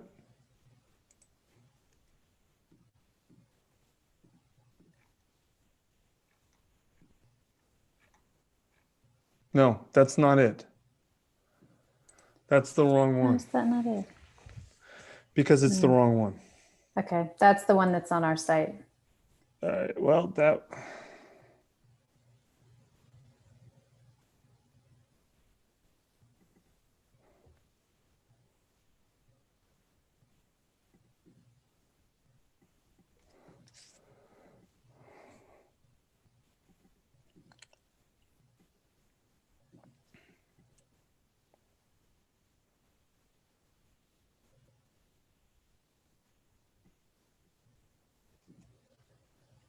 All right. Hang on, guys. We'll get it for you.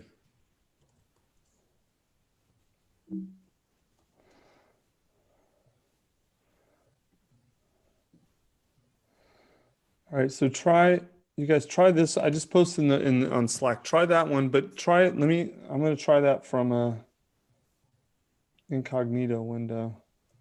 Make sure it's.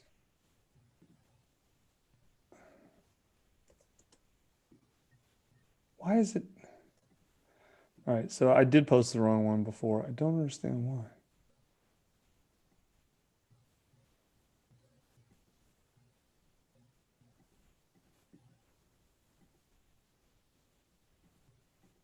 Yeah, the link that you slacked, Tucker, for the memoir template works for me. Yep. That's the correct Me one. too. That I just slacked? Yes. Yep. Yeah, because you guys are doing it from your Scribe accounts. Oh. That doesn't work. You have to do it from a incognito Okay. window and because it none of says those you need people are in access. Scribes there. Yeah.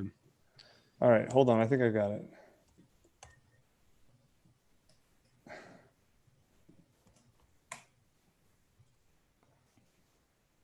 Yeah, no, it's still working from an incognito browser. Okay. All right, then That post same that link. one. Post that one. Okay. Let's see if it works.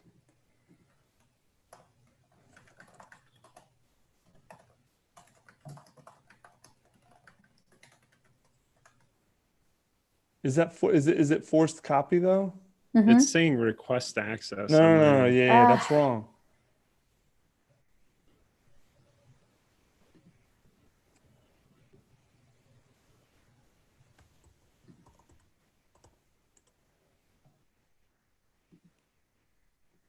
There. I got it. All right.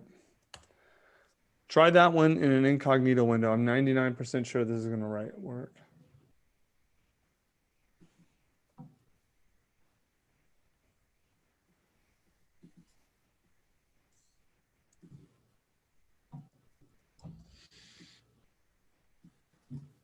It forces you to log into your Google account, but then it gives you access. Does it work? Yeah, that worked for me. Okay. All right.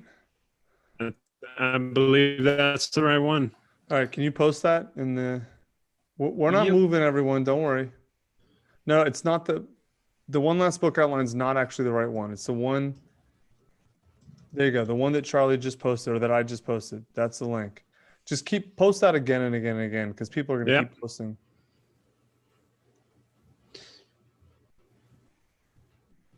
Yeah. Mark said, you guys are making it too complicated. The first link was fine. No, it wasn't. It wasn't fine. It may work for you, which is cool, but yeah.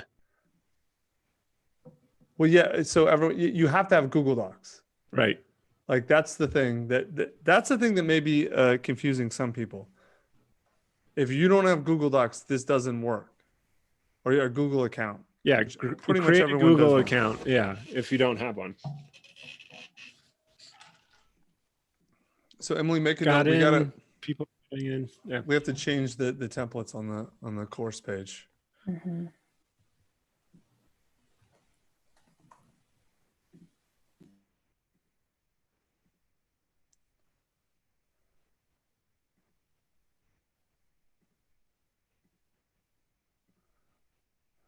All right. Does it look like everyone has it? 123. No, we can't email. What I will do is I will download it as a doc file, and then I'll post a link to download that. It's going to take me a couple minutes, but I'll do that. All right. Yeah, this actually was sent out in the email, but I don't expect everyone to have that. Post again in here. Make sure.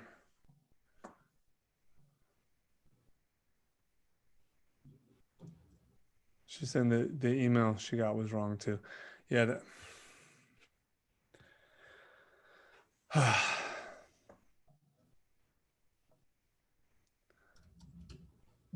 So Sue's saying I downloaded would send the email. So the one that was sent the email is going to be really close. It's going to be a little bit different. just because like that stuff was not updated. It wasn't your fault. Like we had a miscommunication on some back end stuff. They're almost exactly the same. We updated those docs and they weren't pushed in. All right.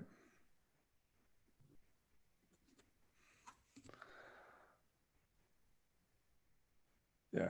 Okay. All right. So here's what I'm going to do too. If you cannot make any of these docs work, I get it. No problem. So what I'm going to need you to do is just as we move through, you can just take a literally a Word doc of anything. You can just answer the questions. You can, if you want to type out the questions, you can, but really what matters is you answering the questions. Okay. All right. Good. All right. Let's get started. Man, I'm pissed off we had that, but I'll tell you, out of how many webinars and teachings have we done, this is the first time we've ever had this mistake, which is pretty impressive, actually. All right. So bring up either your memoir outline doc or if it says one last book outline doc, that's close enough, or just whatever you're using. And it should look like this or something like this. And I understand if it doesn't. The first question is going to be, as you sit here right now, just at this moment, understanding that it can change, what do you believe your memoir will be about? So go ahead and write that. I'll give people another 2 minutes on that. Let me play the music to make sure. I don't want to leave a bunch of people behind because we were messed up. So we'll take 2 more minutes on that. If you've already done that and you want to work ahead a little bit, please feel free.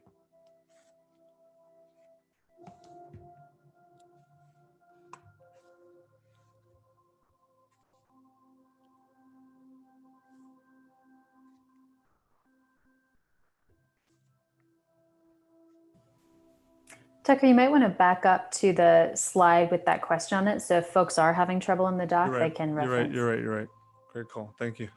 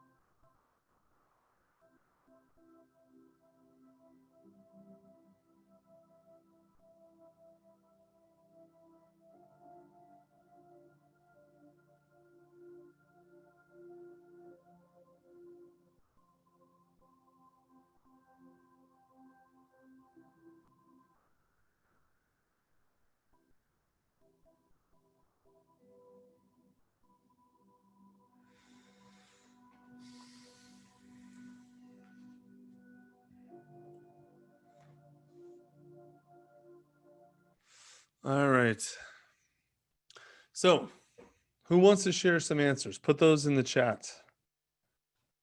Just why you think you're writing your memoir right now. Any good ones coming up? Call, because I'm sharing screen. I can't see them. Yeah, there aren't any yet. There's a little bit of a lag. I believe my memoir will be about my story, how I grew up, the challenges I faced, and because I didn't want to face my traumas and how running led me to almost killing myself. Yeah. I want to say that's good, not because you almost killed yourself, but because you're doing the work now. It's fantastic. Yeah, Rachel says it will be about how I grew up and going back and forth between what is happening now, how I'm healing, like it starts in present, and as I'm healing now, I go back to past memories, spiritual health, financial love, sexual, family journeys all at once, sharing my stories and my lessons learned. Yep. How I survived a dysfunctional family. Yeah. Yep. Triple positive breast cancer journey. Wow. So I want to go back one. How I survived the dysfunctional family. I understand why you phrased it that way. Just remember, and again, this is part of the process, but where you ideally want to get to is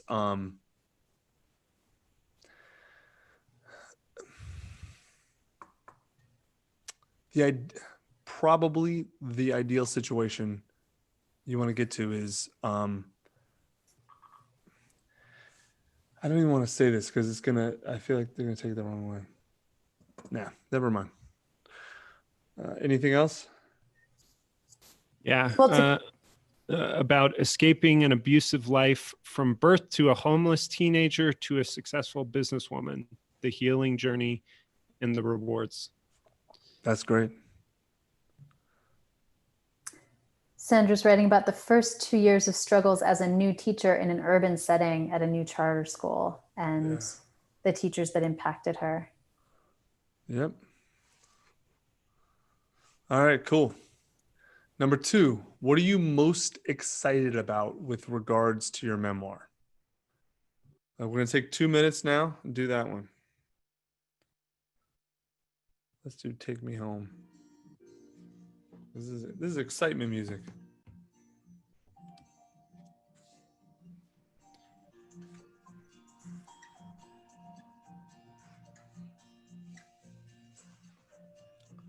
And then as you finish, if you want to post them in the chat, feel free. You don't have to.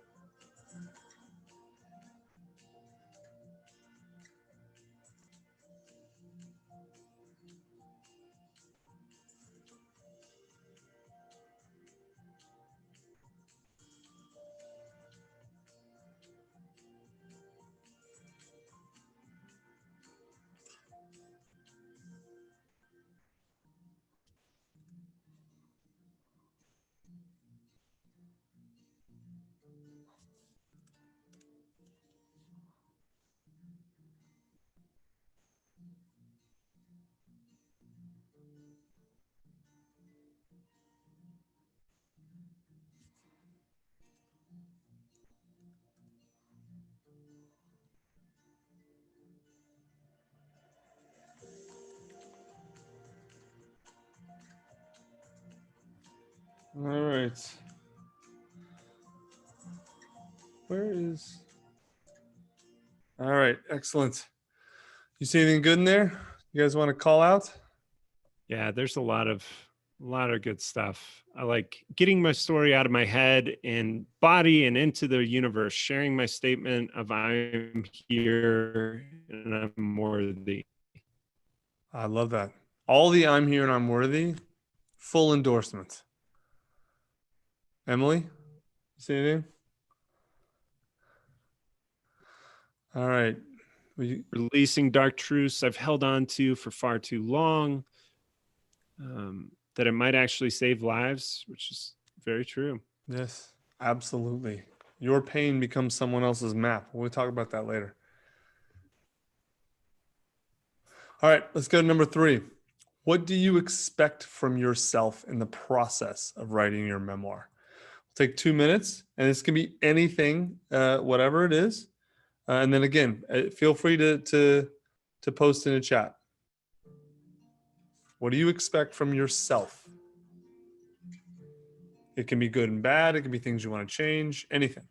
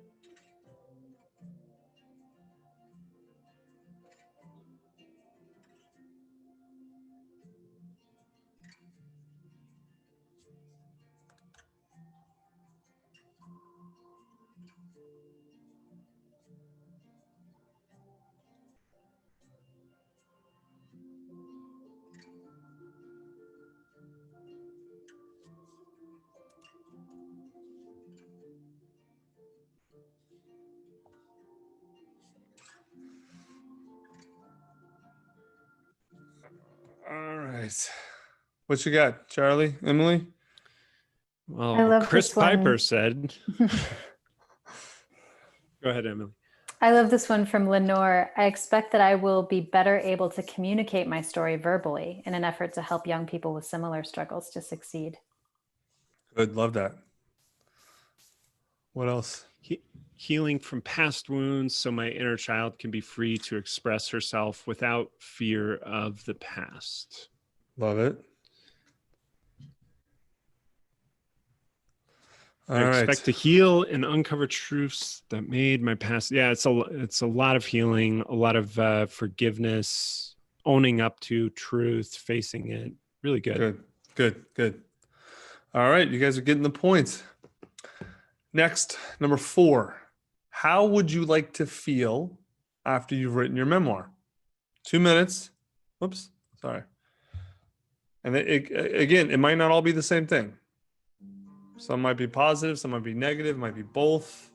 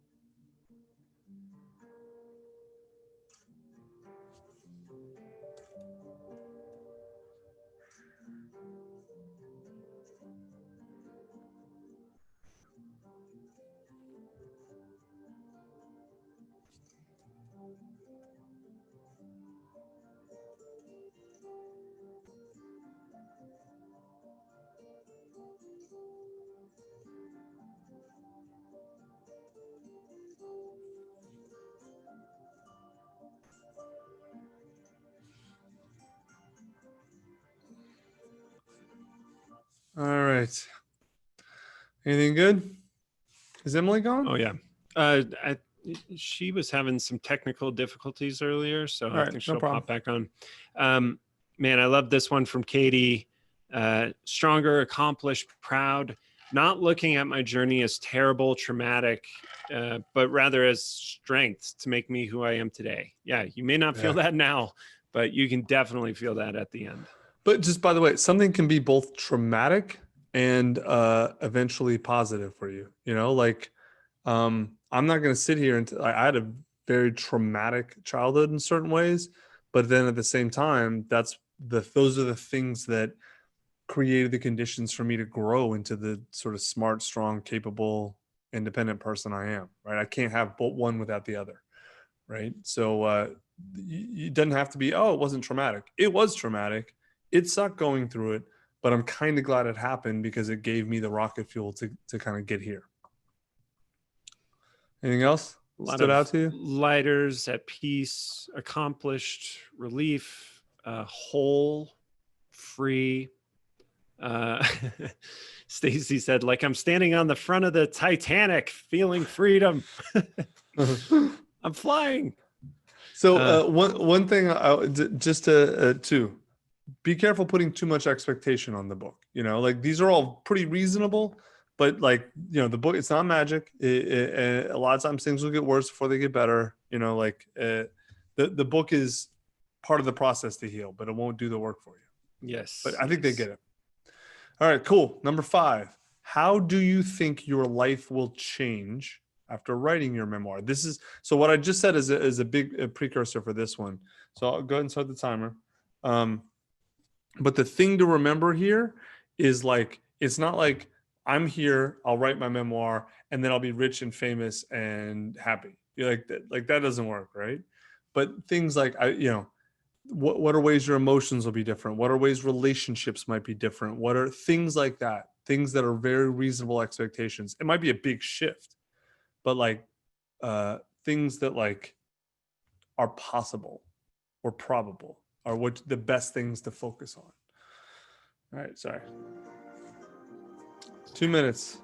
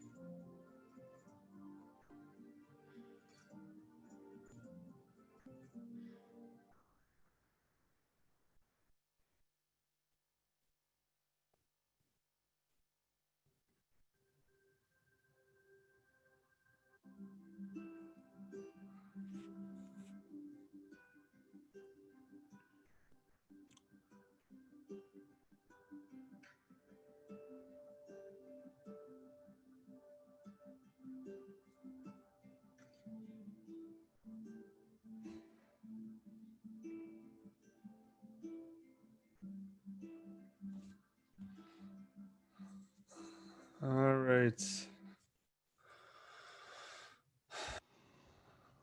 Anything leap out at you two? One leaped out from Ricardo, and I think this goes to what you were saying, Tucker. He said part of his answer, a longer answer. He said, hoping for enough revenue to create a documentary for the military unit I served in. What would you say to that? So there's this one of my friends runs this website called FARC, and it's like a kind of like a jokey, it's like College Humor or whatever, and they're the ones who came up with the meme, bake a cake, magic, and then the step 1 bake a cake, step 2 magic, step 3 become rich, right? Profit, yeah. Right, profit, right? And so that's the way a lot of people look at books. It's like, write my memoir, step 1, step 2 magic, step 3 become rich, famous, happy, right? Yeah. And no judgment, Ricardo. I was one of those people. Yeah, for sure. Right, exactly. I said this at the beginning for a reason. If you put heavy expectations on your memoir, it will hurt you and it will hurt the memoir. Using a book to raise money for another project are extraordinarily heavy and high expectations. The idea that you're going to make a lot of money off your memoir is an idea you should flush from your mind, right? If it happens, that's awesome. And you should cash all of those checks. But books are not ways to raise money for other things, unless you're using your book to promote your business and which is a different thing. That's, if you're doing that, you need to take the memoir or the nonfiction course, right? If you're writing your book for your business and it's like a kind of more of a marketing tool, that works amazingly well. Memoirs don't work as marketing tools for things. Memoirs are the thing people buy. You have to think about memoirs almost like novels, right? In terms of book sales. Like, most novels don't sell at all. Most memoirs don't sell at all. And if that's why you're writing a memoir, you're probably not going to finish and you're probably going to be disappointed.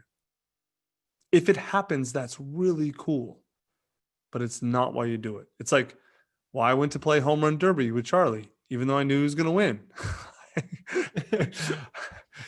After the first couple of times, like, all right, I guess I'm not going to beat him. This is terrible.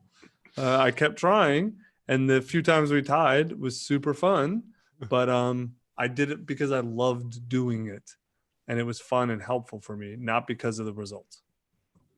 Like, the result was the act. Yeah, that's great. Right. And I just want to call out, I like a number of these that are about connecting, not just with yourself, but with others, because you become more open and honest with yourself. You're able to have stronger connections with others, which A is huge very one. true. Yep. Yeah. Next, question 6. Do you anticipate your memoir will cover your whole life, a specific period in your life, a specific relationship or theme in your life, or something else? Let's go ahead and take 2 minutes. Again, this is just now. What are you anticipating right now?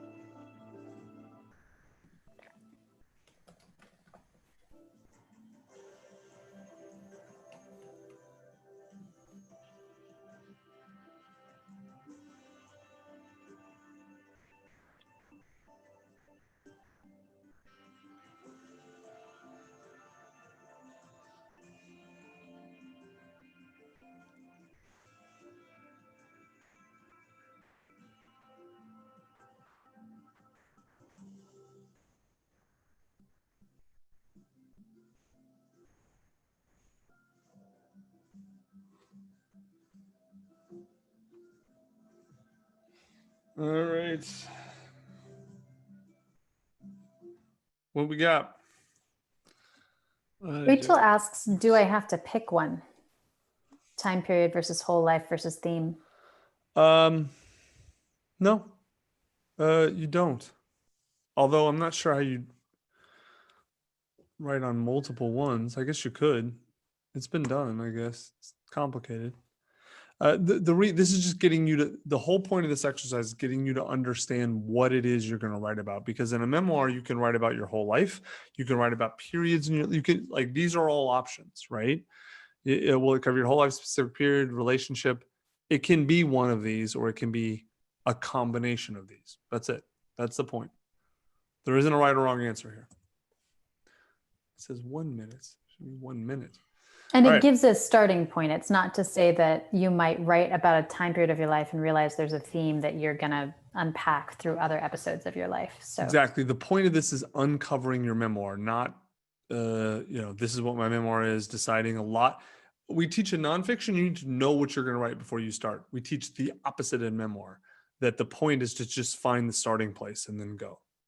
Okay. Next, if you were to title your memoir just right now, not permanently, what would the title be? We're not even going to turn on the music.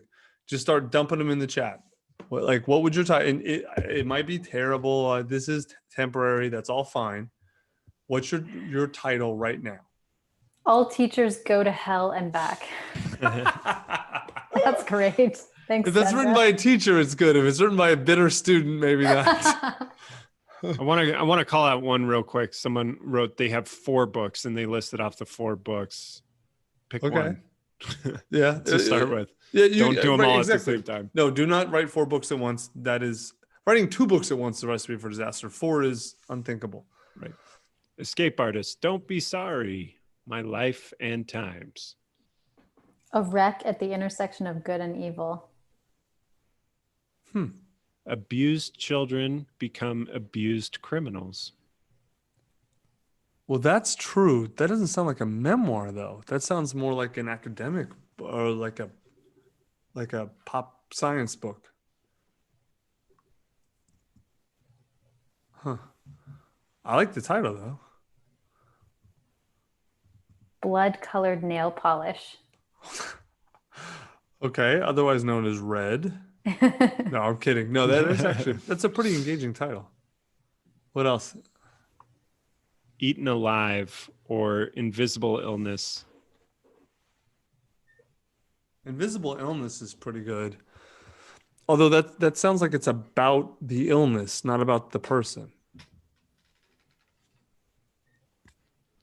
Eaten alive, yeah. So one thing to think about too.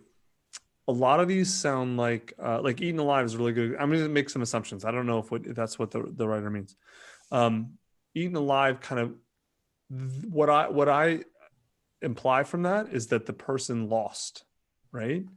And so what you'll find a lot of times is that your title when you start evolves. It's somewhat like the wreck at the intersection of good and evil, eaten alive. You're starting at a low point often when you start writing. And by the time you're done, you get to a much better point. And so the title will often evolve and go from a negative orientation to a positive orientation. Very common, happens all the time. So if it's a negative orientation now or a victim orientation or whatever, that's fine. The question is just right now, no one's picking your permanent title now. All right. Why write your memoir now? Why not wait? Let's take a minute on this one.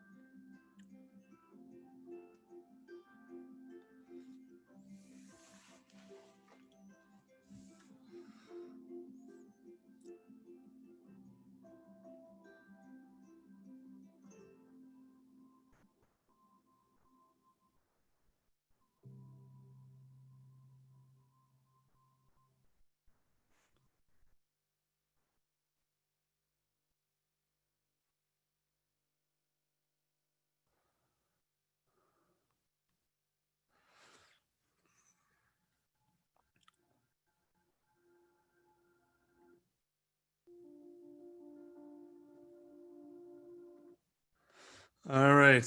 What we got? Why write it now? Can I push them a little further on this one?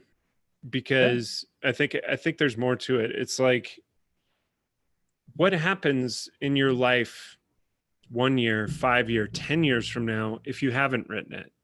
How does that affect your relationships? No, but that gets steps on the next two questions. Oh, it does? Yeah. Okay. Never mind then. Yeah.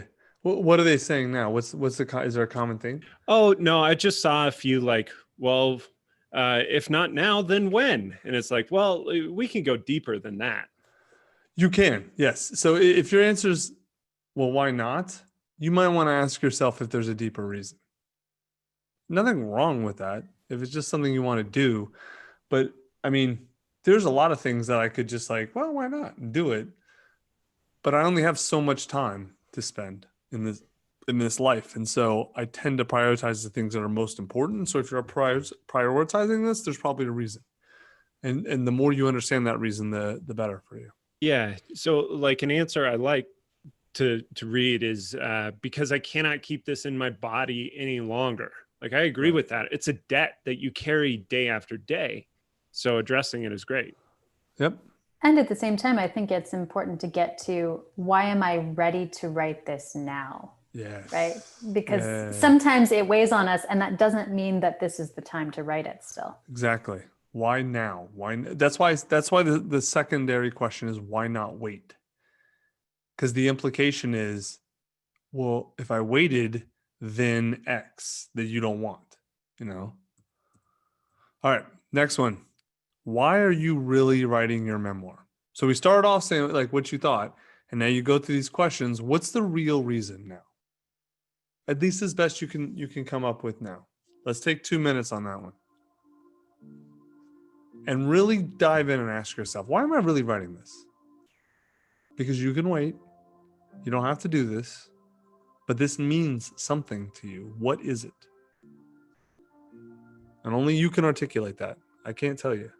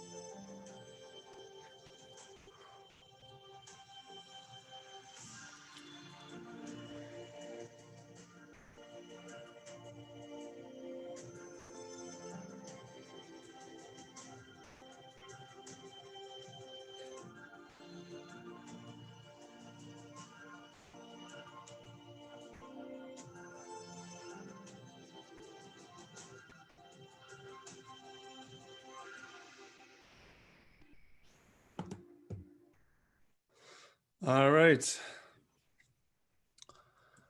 What are you guys seeing? To honor my brother, to show the world the harsh truth about mental illness, the impact not only on the person but on the entire family, and making peace with myself over the mistakes I made.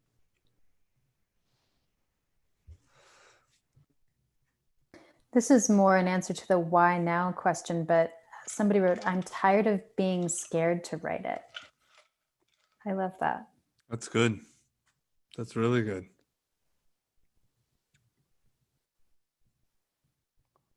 Anything else?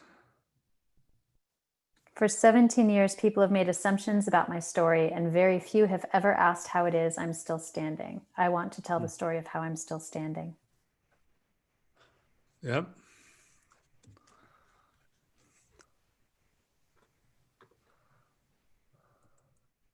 Ten. Given your answers above, what do you think your memoir is really about? 2 minutes.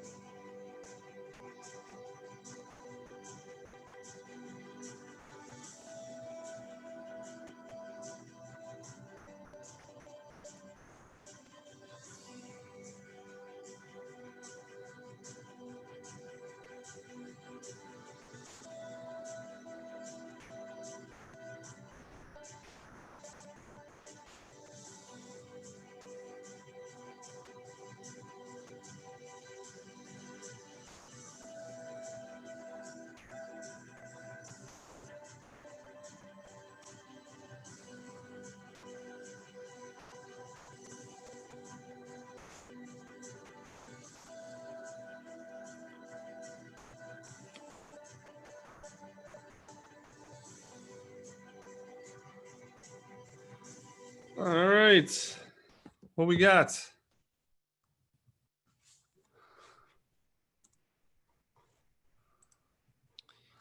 A lot of healing. How I find truth in a lifetime of lies. Sharing the pain so it can be alchemized into power and love. Hold The on. search for love and how you can end up compromising yourself to get it. That's good. Here's an example. The resiliency of humans and how we are the same no matter what. No. This is not a book about humans. This is a book about you. Do not project out. All that does is rob you of your experience and your emotion. My book is about me. Your book is about you. My book's not about humans. Yes, of course, you can learn lessons we can all learn lessons from each other. Absolutely, because we're all people and we're all very much the same. But this is yours. It's someone else's. It's all of us. No, it's yours. I want to share how the truth is stranger than fiction. You're not writing a cliche. You're writing a book about your life. You could say, I want to share how my truth is very strange. Okay. I mean, that's got a little bit of a strange angle on a memoir, but at least I understand that. But that's not about you. Does that make sense to everyone? All right. See, my spiritual journey. Great. Fantastic. That's yours. How powerful I am, how weak I am, how it's okay that I was born both. Yeah, we all are.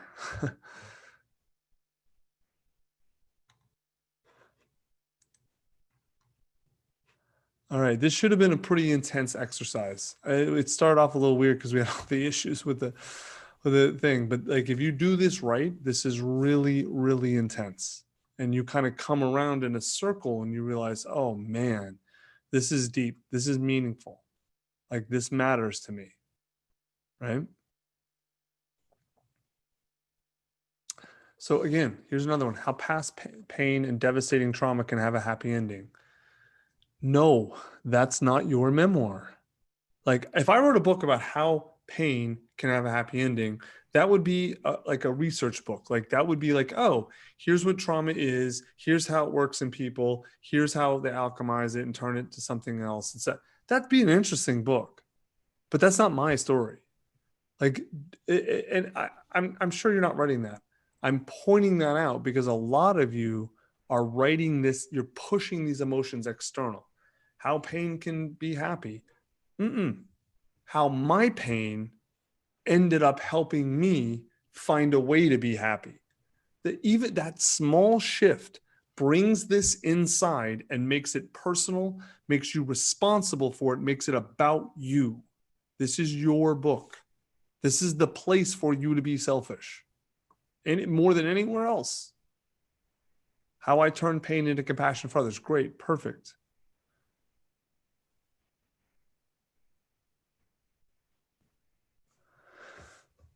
Let's see, it's about an insecure girl who didn't give up when things got tough and is now very successful in what she does.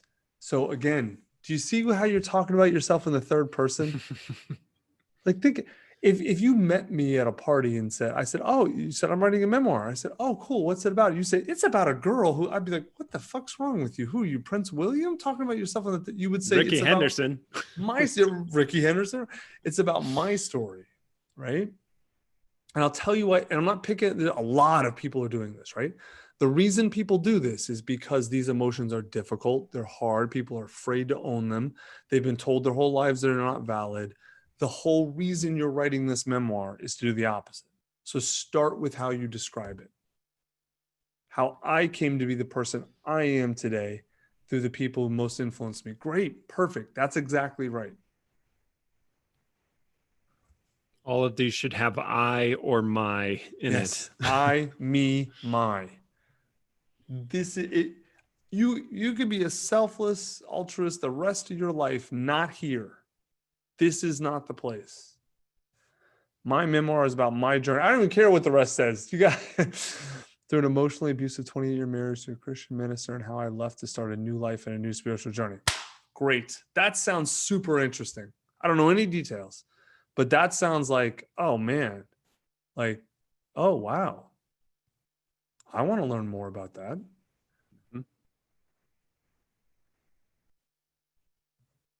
All right, good. You guys are starting to get it. Still trying to find my way while somehow still helping others. Okay, now I'll tell you right now, that sounds a little bit like you're in the middle of the process of figuring this out, which is okay. Totally okay. It is normal to work through a lot of stuff as you're writing your memoir. Just understand that's okay. Just as you're writing, you try and focus on the things that you've worked through, processed, dealt with, and the things that you deal with as you write. And then, because I'll tell you, you're going to get to a stopping point, right? Where you either stop writing or you publish or you print for your friends or whatever you decide. So the reason I keep harping on this is like, because if the book is about your process and your evolution, then in theory, it doesn't end. Right? Because we're always evolving and changing. So, and the reason I focus on this is because I see a lot of people use that as an excuse to never finish. Well, I'm still working, I'm still changing. No. There's not a finish line you get to when you publish or when you're done.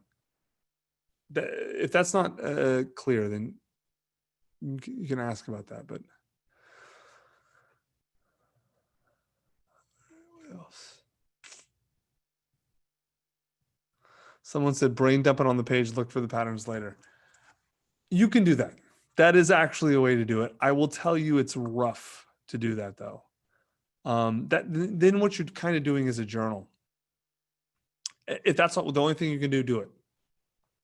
But in my experience, it's easier to start from a place. And then what you'll find is that the place you started and the vision you had at the beginning almost never is the same. But it's sort of like the Eisenhower phrase or quote, plans are useless, but planning is important. Same thing. But if all you can do is just start brain dumping, that's okay. The problem is a lot of people get lost there and they don't know what to do. How I survived being in a family who used religion to hide their criminal behavior. I feel like multiple people have posted along that. That's compelling. Amazing. Yeah, that sounds interesting. Yeah. I feel like I've done business with those people. Right. We did have someone ask to clarify the difference between a journal and a memoir. Good question. A journal is a daily catalog of the things you are thinking and feeling. A memoir is your story, right? So my journal might include all kinds of stuff that doesn't make it into my story, right?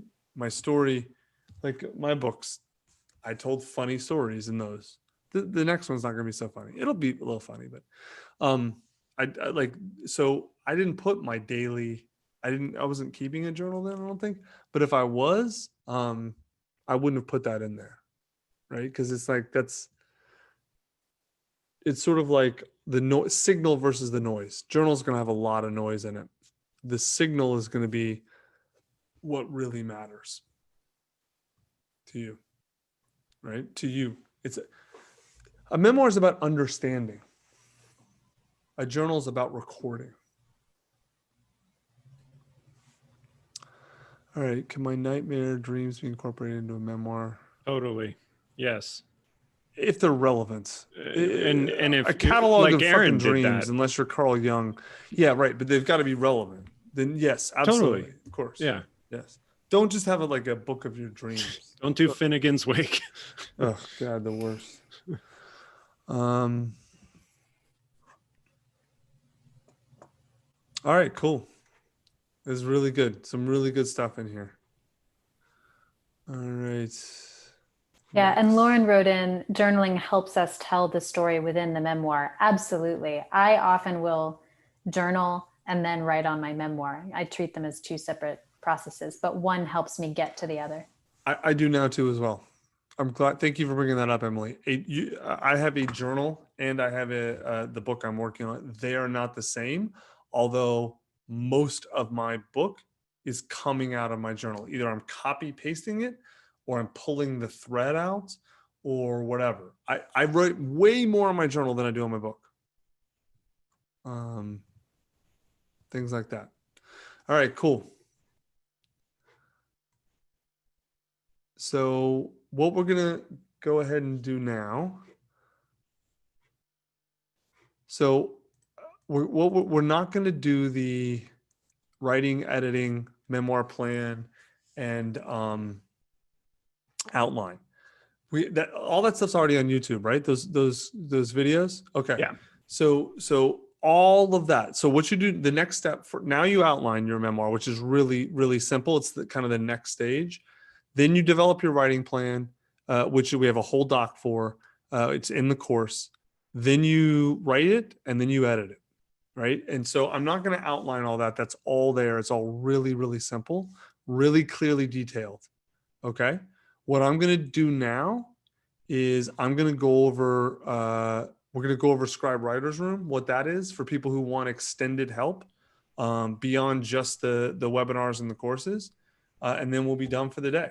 All right? Tucker, do we want to take a little break, just have a little state change or shake it out or something let's do that. Let's take a 5-minute break. Okay, so just to let you guys know, we're gonna do 2 things when we come back from the break. 3 things.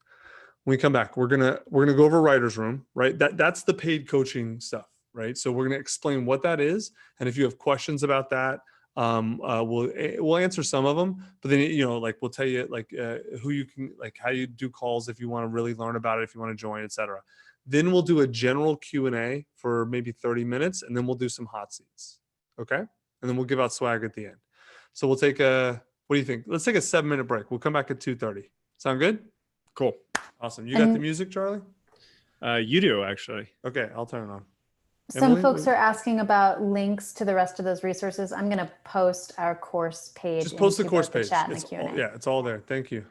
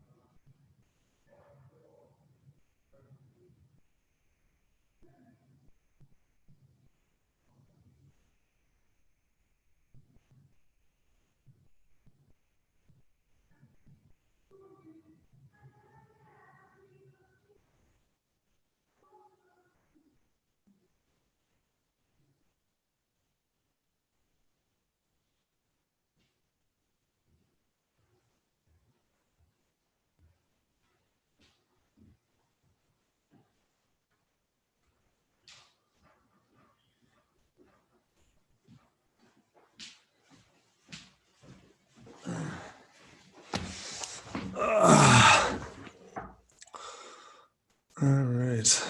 Did the sound go off? Yeah, it wasn't playing music for the last minute or so. Oh, all right.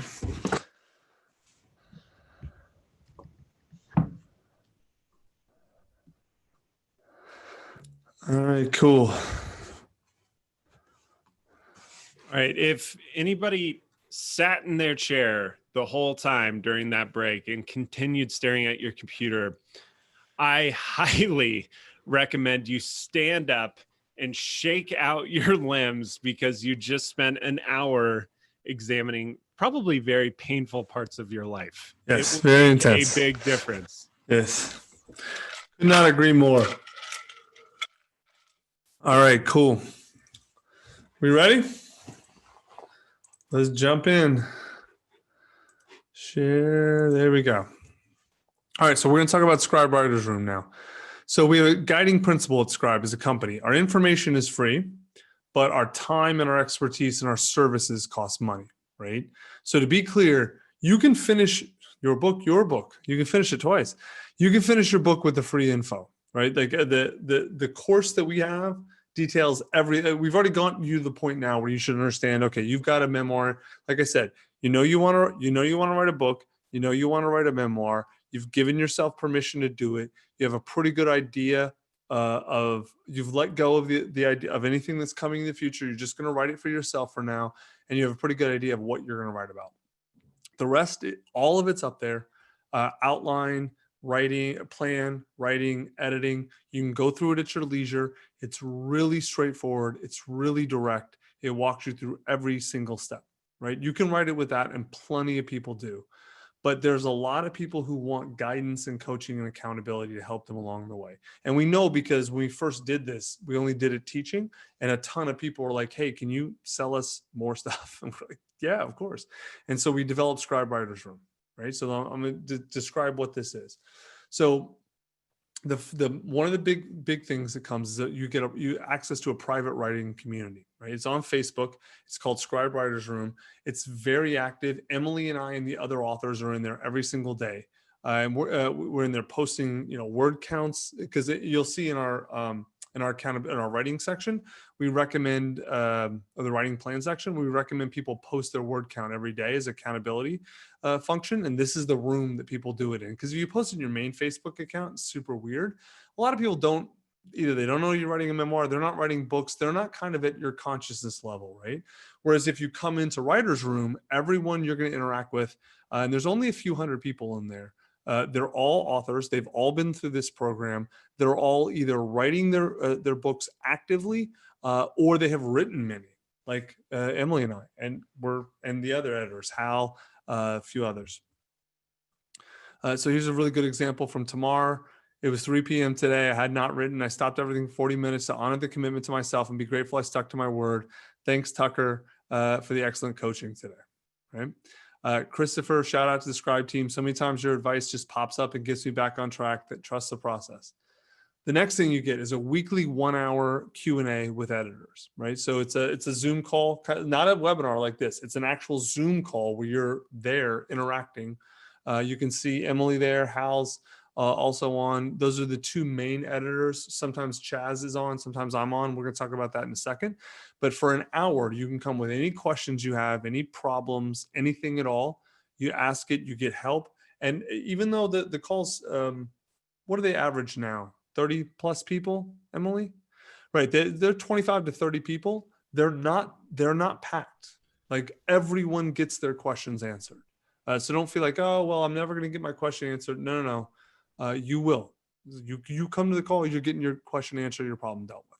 Emily, is that group comprised mostly of nonfiction or mostly of memoir, or is it a mix? Two separate groups. Mm-hmm. We have two separate groups. Yeah. So there's a memoir specific dedicated group. And right. So what type of stuff happens in a memoir? I could see with a nonfiction what the calls would be like, but what about with a memoir call? What are those like?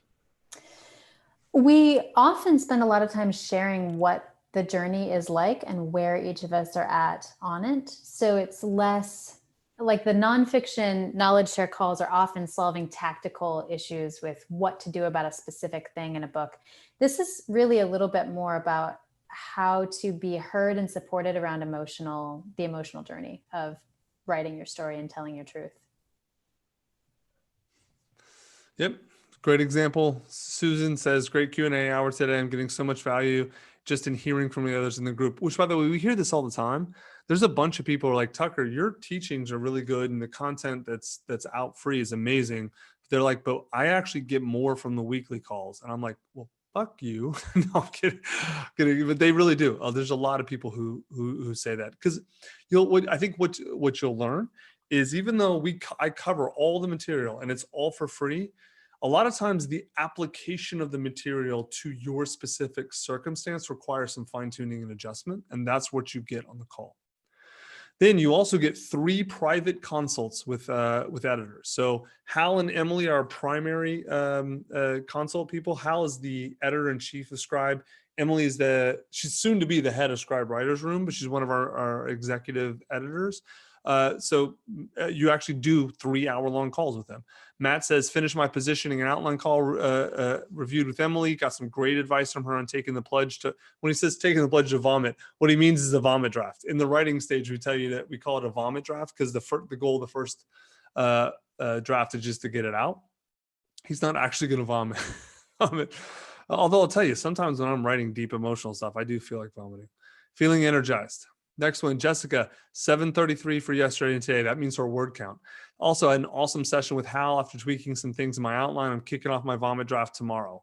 And you notice how we kind of have, once you're in the group, there's like a shared vocabulary that we all have. Quick question, Tucker. Yes. So with the consults, like if I'm writing a memoir and I'm thinking I'm on this journey for myself in my healing and everything, I don't even know if I'm going to publish it.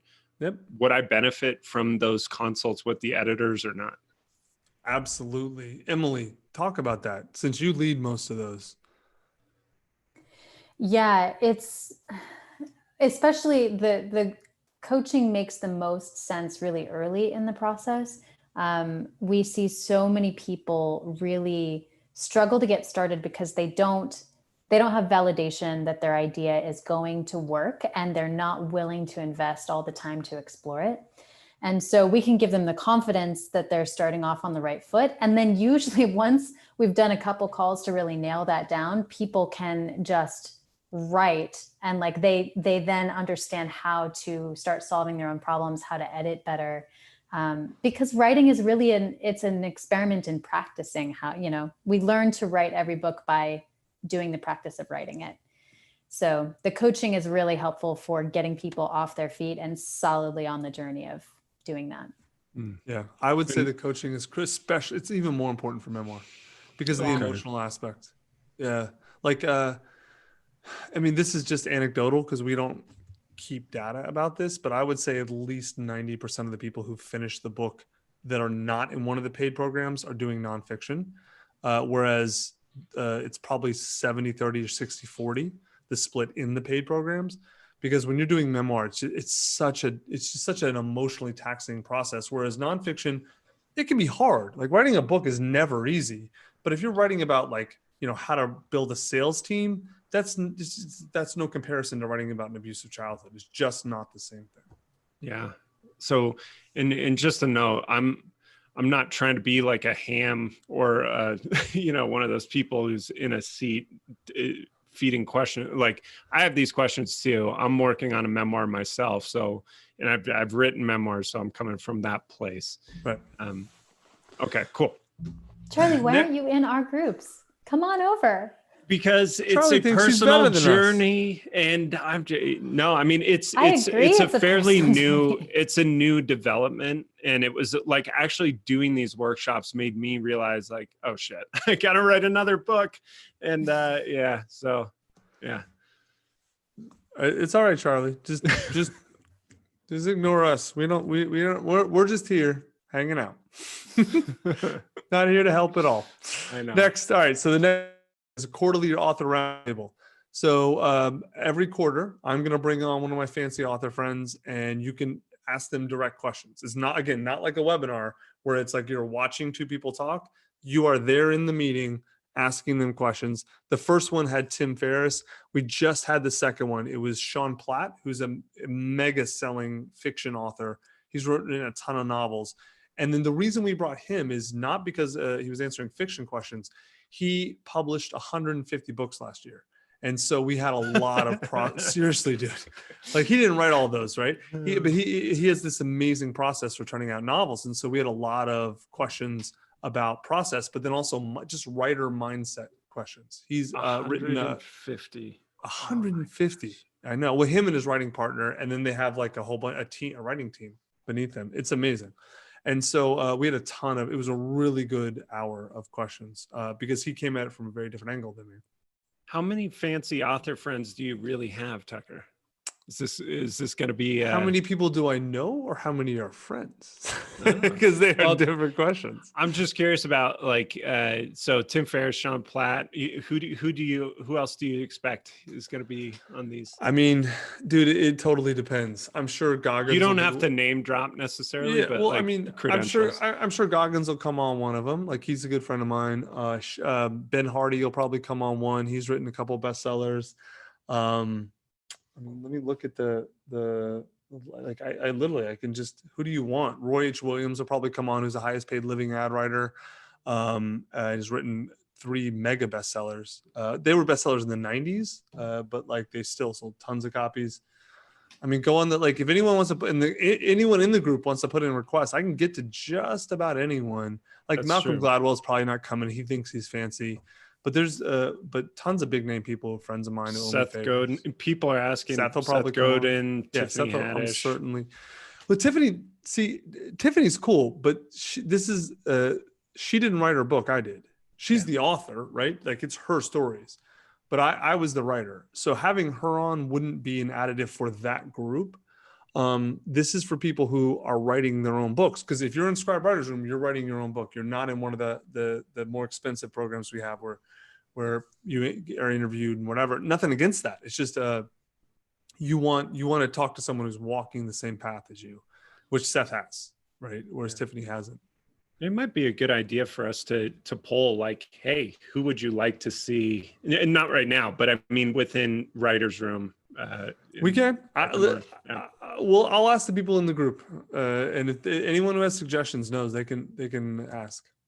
We have master classes. So I do 1 a quarter as well, which are different than the author roundtables, right? And so these are like deep dive new training. So for example, I talked about how I'm going to do the publishing decision for a memoir, right? I was going to do that as a webinar in 3 or 4 months. Well, I'm going to do that first in the group and then detail all that in the group first. And then I'll eventually release it later externally. We do some masterclasses, we release some, we don't. It really just depends on what the group's looking for. The first one was about how to research. The next one is going to be about psychology of writing a book, business storytelling. That won't be in the memoir group, but that'll be a different one. But yeah, we do I do really deep dives. And then, so I do the deep dive and then you can ask Q&A, right? Which the Q&A is not public. Again, everything's just in Writers Room. Next is you get a discount on added editorial services. If you want to get anything else, you want to buy more editing, more time with Emily or something, it's all there. You get 1 year access. So it's a 1 year program, and we designed it that way because we want to create a boundary, right? What we found is boundaries create action. Deadlines create action. Whereas if you just make it open-ended, people tell themselves they're working on it and they're not, and they get stuck. I want you to actually finish, right? We'll usually too, if you're close at a year and need some more time, we'll give you an extension. We won't be hard asses. You have to ask for it. But the point is getting you moving and getting you finished. That's why it's there. Jessica says 369. That was her word count for the day. This program's so freaking good. Signing up for book school was the best decision of 2020. Next one, you get a discount on publishing. So if you decide to publish and you want to buy those services from us, then you get a discount. You don't have to, of course, it's not an obligation. But normally it's 10 grand, you get a discount. And then you also get the added stuff. I can't see that because of this stupid thing. Right, you get the marketing and publishing courses, which the publishing course is actually up for free. The marketing course is not public. We don't sell it. We only use that with our authors. It's for them because we change it so much and it iterates a lot depending on what we're doing. So that way we don't want to put that out just because it changes so often. I don't want to be on record saying, oh, here's the way to do it, and something changes and it doesn't make sense anymore. So that's Coached Author. That's the basic program, right? We have two programs in Writer's Room. Coached Author is the first one. Can you go back real quick, Tucker, to all of them, to like 2 slides up? Mm-hmm. Yep. And I'm just purely curious, of these, which ones do you guys gravitate to? Which ones do you think would be most helpful for you? Of all you get everything. Not you two. I'm asking people who are in the attendees. Yeah, I know they get everything, but like which one do they find most compelling? I mean, for me, it's that's a good question. What do you think? For me, I think, having written memoirs myself, I think the 1 hour per week check-in with editors and the accountability I find to be the most enticing, because like you said, it is this emotional roller coaster. And the private consults are a big deal too. And once Emily explained that, I was like, oh yeah, that's true. If I can get position corrected at the beginning of the journey and get the fuel to go as straight or as efficient of a path as humanly possible, that's phenomenal too. I would say those are the top 2, Emily. Would you agree? Yeah, 100%. That's where we see the most development of people, like really being able to create their book more effectively. They do it because they've got these regular check-ins, and not just with the editors. I mean, certainly our expertise is really invaluable, but it's also just the accountability and showing up and being present for your book and having that like weekly benchmark that you show up for. Yeah. It's huge. I think of it like, if I wanted to get in shape, if I really wanted to get in shape, I would hire a trainer. You know, I would have this accountability. Yeah. Instead of telling myself a lie of how hard I'm going to work. Yep, that's exactly right. It's why people pay us. I mean, It makes sense. Okay, now we have a different program or another program. If you're really committed, if you know you're going to go all the way, and there's some people who are like, I know I'm going to publish. I'm going to write it as if I'm not. I get that scenario, but I know I'm just going to publish it. That's it. Then you can get everything you need in one package up front. It's called Guided Author, right? The other one's called Coach. This is called Guided. And so what it adds, you get everything I just detailed, and then it adds on a 2-day online book coaching workshop. Like you spend 2 full days with me and Emily, and then usually another editor or 2, depending on the size of the workshop, 2 full days with us.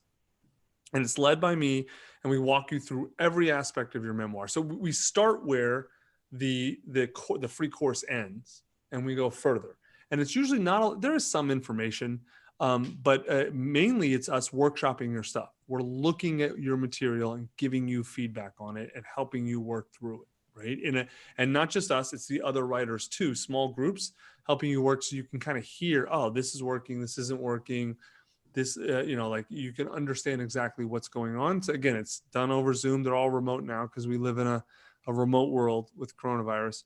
And these are they're really intense 2 days. They tend to be, it's funny, a lot of people walk in and think, oh, what am I going to get? I've already seen the course. And they walk in like, oh my God, that was amazing. That was a whole different level.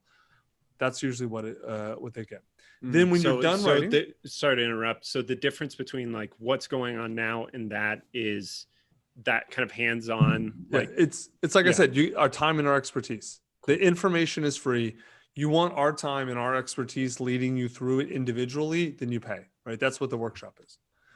Now, then you also, when you're done, you get a full content edit. We call it the hurt your feelings edit, not because we're trying to hurt your feelings. The point that we make is we promise, it's a promise, we will hurt your feelings before we let you publish a bad book, right? So we go through and we detail everything that's working so you don't mess it up, and everything that's not working so you can fix it.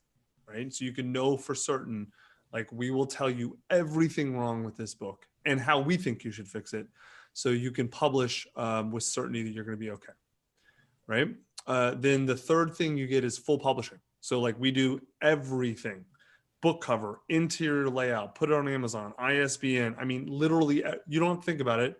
You're assigned a publishing manager. They walk you through the whole process. You make decisions. You decide, yeah, I like that cover, not that cover, but we do all the work, right? A question on that, Tucker, like what is the timeline for that getting done so I don't have to think about it versus if I do this myself? So when you're finished with your manuscript, then you start publishing. It's usually about 4 months from manuscript finish to the book's out on the shelves on Amazon, ready to go. If you do it yourself, totally depends. I mean, you can do a bad, quick job and have it done in 6 weeks, right? Or you can just get stuck on it because you're not sure what to do, because publishing a book, a lot of people are like, oh, publishing's easy. You just upload it to Kindle. It's like, yeah, if you want to do a shitty book, it's right. Really easy, right? But if you want to do something really good, if you want something that looks like our book or like Goggins, then it takes time and money and expertise. And so that's what you're paying for, is a really, really high quality book. Like you don't hire us if you want cheap. Like there's plenty of companies you can do yourself cheap, or plenty of companies that will do it really cheap. Everybody gets, so if you're a coach author, you get the book publishing course. Like it tells you what to do. We teach you, but if you want to just pay us to do it, that's what Guided Author's for. You get the service. So we do everything. It's literally everything to go from where you are to here. Like that's Leanne Pond with her book published. That was her Facebook post with it coming out and everything. So let's talk real quick about who should not join a writer's room, because this is not for everybody. You should not join if the cost would be I'm going to talk about price in a second. If the cost would be a severe hardship, don't join. Like if you're like, okay, I can barely afford it, but this book is going to be what makes me rich, do not join. Okay. If you have to, like take out loans for this, no, don't do that. If you want someone else to do the work for you, even in Guided Author, we edit your book, we publish, but we're not doing the writing for you. Like you've got to do your own work. Or if you aren't willing to do your work, it's not a good program. If you want someone to interview you to get it out, Main Scribe has a program for that. That's $36,000. You can totally do that. This is for people who want to write their own book, but they want coaching and guidance and accountability along the way, right? So who should join?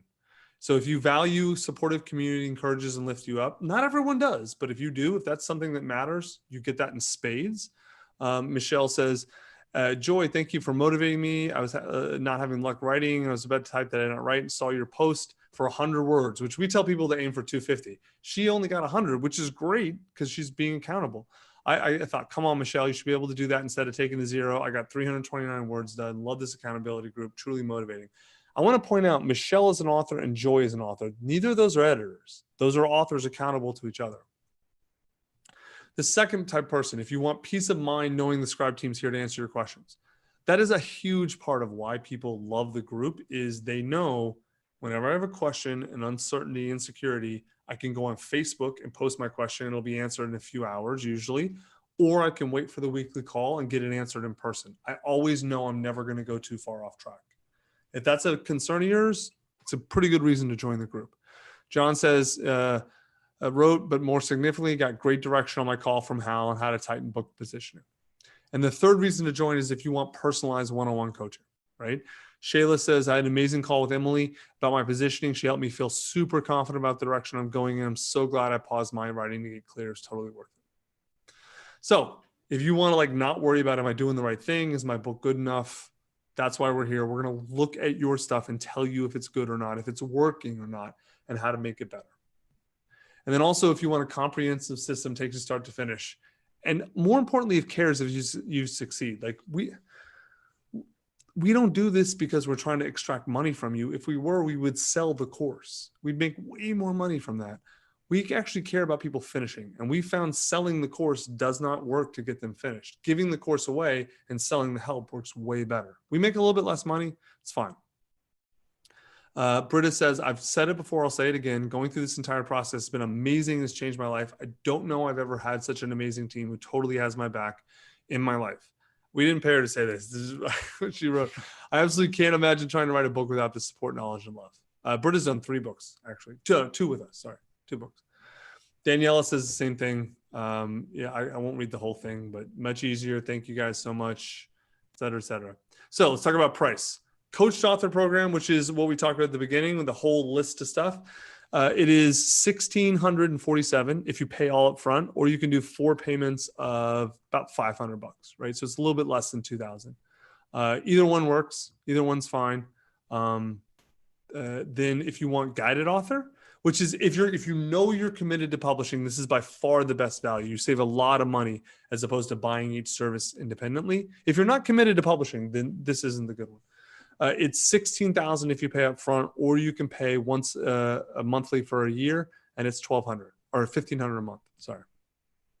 And I'll tell you, like this program, this $16,000 up front, or I think it's like $18,000 if you pay monthly. We charge, it's way less. I think it amounts to about $27,000. And we charge 10 just for publishing alone, and then 5 just for editing, which doesn't even account all the other stuff. We have tons of people who come to us with a finished manuscript who buy publishing and editing and spend 15 grand.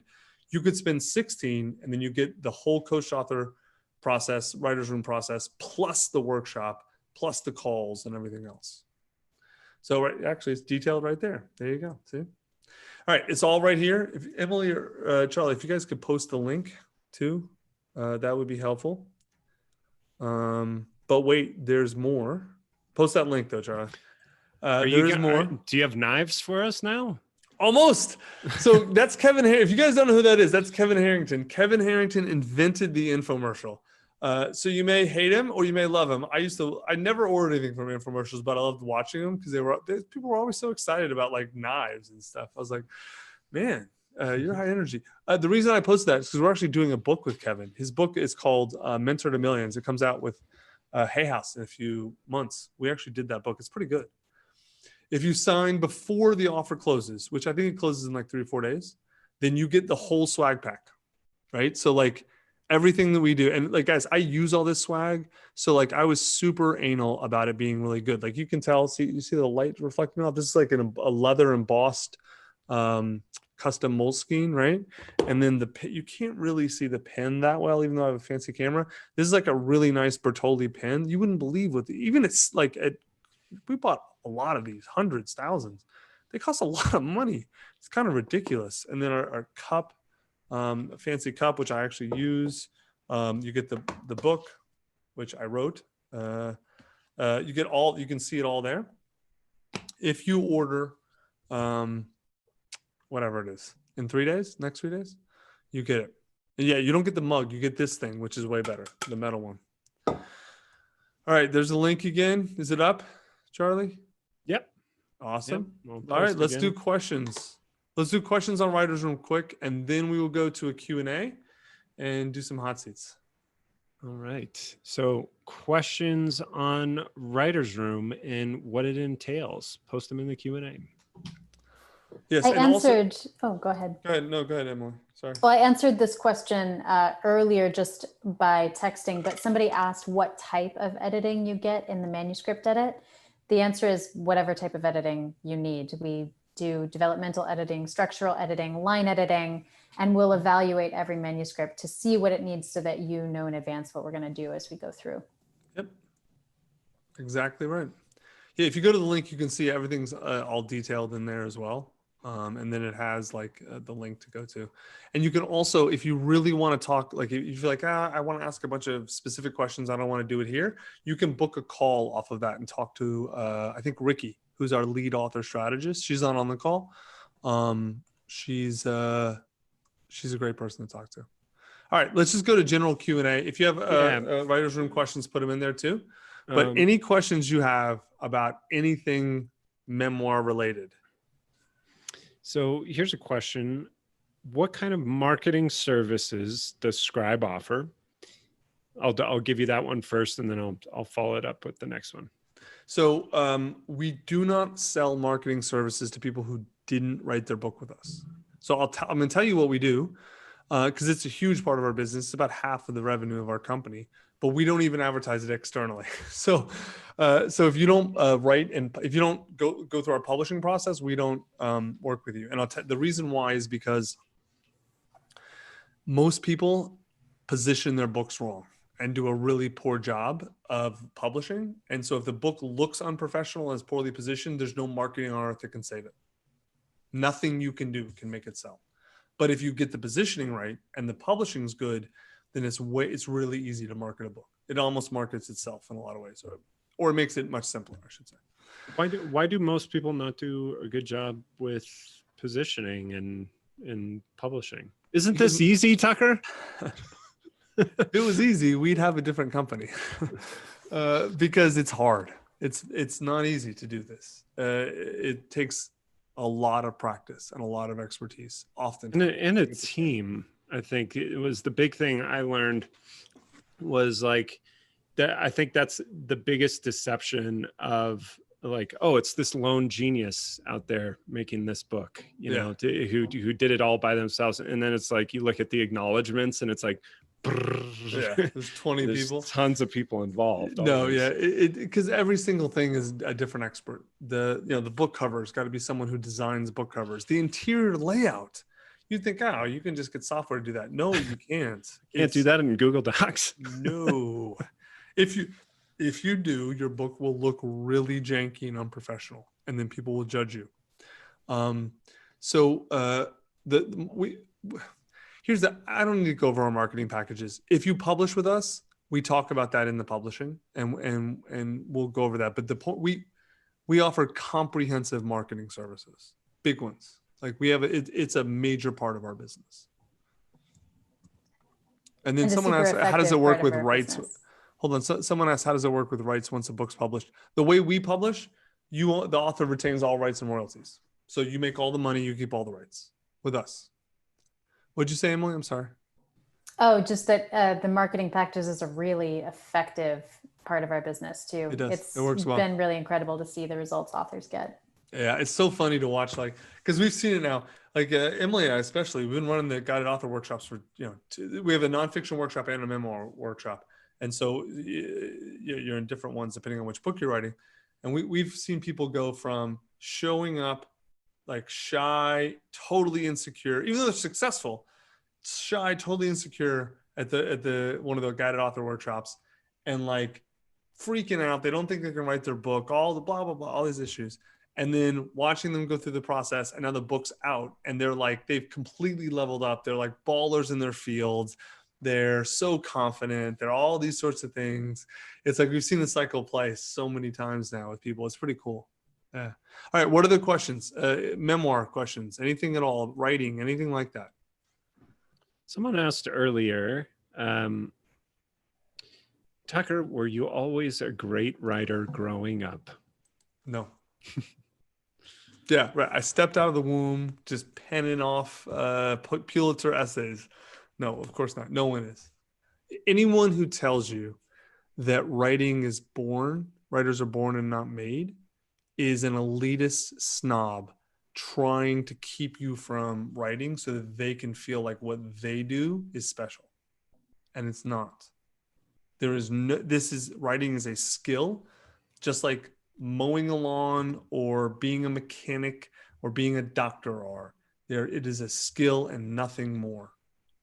Now, what you write is entirely up to your own willingness to share, to be honest, to do your work, and that's a whole different discussion. The skill of writing is fairly simple to learn. Now, I'm not saying anyone can be Shakespeare, although if anyone wrote like Shakespeare today, people are like, what the hell are you doing? Why are you writing like this? That's a different thing, right? But no, writing, I was not a good writer. I learned the skill of writing. It's not hard. We cover this in the writing module. It's not hard to be a proficient writer. Being a great writer is like a sort of a different thing. And honestly, I don't care about sentence structure. Like when a lot of people say great writer, they're talking about someone who writes fancy sentences that other writers like. I don't care. I care about telling compelling stories. And most successful writers, even if they do write fancy sentences, are really good at telling compelling stories. Katie had an interesting question. Using beta readers to get feedback throughout the process, is it a necessary step to get feedback from others? I'm afraid to put copies of my writing in others' hands. without protection that they won't steal it. We cover this in the editing module deeply. We cover beta readers deeply. The thing you don't have to worry about is people stealing it. Absolutely not. Like, you're going to have to work your ass off to get your writing in front of people. No one's stealing it. Especially if it's a memoir. How would someone steal your life story? Oof, yeah.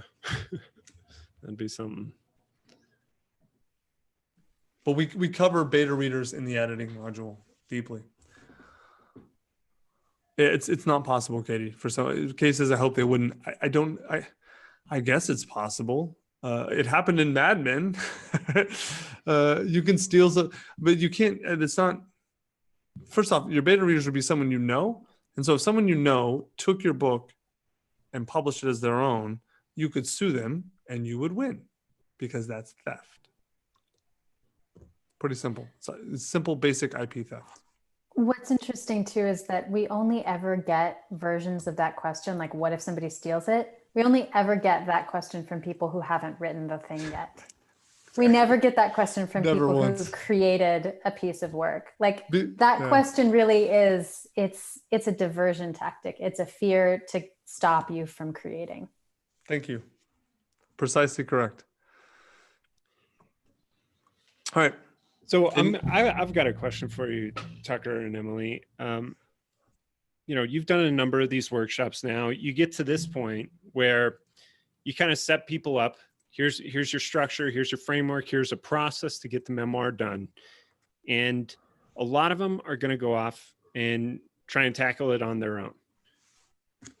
What can they expect if they try to tackle it on their own? It depends. I mean, you're going to expect a lot of things. Frustration, sadness, self-doubt, self-judgment.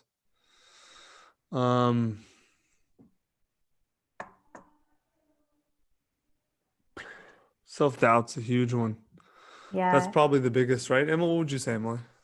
Well, I think the biggest hang up I see stalling people out, especially when it comes to memoir, is that they want to start from this footing of, I will write a good story from the beginning. And that's just not how it happens, right? And they hold this idea of like being a good writer and having the good craft of a story instead of diving into what it is that they need to say and what truth they need to uncover. And I would argue that that's actually the biggest reason to be in a community with people, whether it's writer's room or some other group of people that you hold yourself accountable to, is that seeing other people's vulnerability is one of the most powerful things I've seen to help break through not being willing to be vulnerable yet and focusing on, craft, or I'm worried about being a good writer instead. Do you have an example of that? Because I'd imagine when people first join, it's just like with joining any program, you get hit with immediate buyer's remorse, right? You're like, oh shit, what have I done? Do you have an example of somebody who was like, man, when I joined this, I was, uncertain. And then I heard another person being vulnerable and it gave me the courage to move forward? Every workshop, every single workshop. The way we structure the workshops is we do it and we force people to be open and vulnerable at the very beginning. And it's like the instant we do that, they're like, oh, thank God. Like, because everyone's afraid. And I mean this, including me, everyone's afraid. Everyone's afraid of being honest. Everyone's afraid of being vulnerable. Everyone's afraid of speaking up and telling their truth. And everyone wants to. So it's like every sheep will be the second sheep through the gate, but no sheep will be the first. And so we construct our process to help them be the first. Although like everyone's the first. So it's kind of, they go through together, right? And so then as soon as that happens, I mean, it's almost like a joke, internal joke now we have about like, they'll walk in the workshop or not, they show up and they're wide-eyed, anxious, freaked out. Like when we were doing them in person, we had a whole process where we would help them come in and deal with their anxiety, because people would be buzzing with anxiety at the beginning. And then by the end of the second day, they were like different people, completely different. they'd had multiple like either very emotionally intense moments or tears. Usually by the end, by the time we leave, half the room's in tears, but in like a good way, like a cathartic release, Because they shared their truths. They shared it, and they realized that it was safe and that they were accepted, and that people actually wanted to hear it. And then it's just like they go from there. It's amazing. Yeah. No, that's maybe the biggest value of Writer's Room is the safety. I'm with other people who are doing this, and I'm safe. Yeah. All right, we've got some questions coming in from Ramiro. Question on Writer's Room: if now's not a good time to join, either time or money wise, how often do you open enrollment into the program? Usually about once every month or two. So like every time we do webinars, we open and then we close. So we do not have anyone scheduled, and then it's only just because of a weird quirk. Like that's why we had the mess up with the doc. Is our community manager just moved to a different role in if you guys were on the old ones, it was Miles. Miles didn't get fired. Miles moved up to like he's like in a baller position now. He's getting paid like a bunch more money and stuff. He got fired from our hearts. No, but yeah, he's fired from my heart because he left my department. Now he's in a different one. And so we haven't been able to hire his replacement yet. We're in the process. Like we've got a couple really good. So we basically have put all those off because we realized we just can't run this without a community manager, not running effectively, and we just saw the proof. And so as soon as that person, Miles' replacement, is hired and onboarded, then we're going to do at least one webinar a month, maybe more depending on demand or things like that. I shouldn't say every 2 months, a minimum, probably one a month. And so every time we run these, we open it. Someone asked, what do you suggest for someone in my position who can't pay for it? If you can't pay for it, cool. Use the free resources.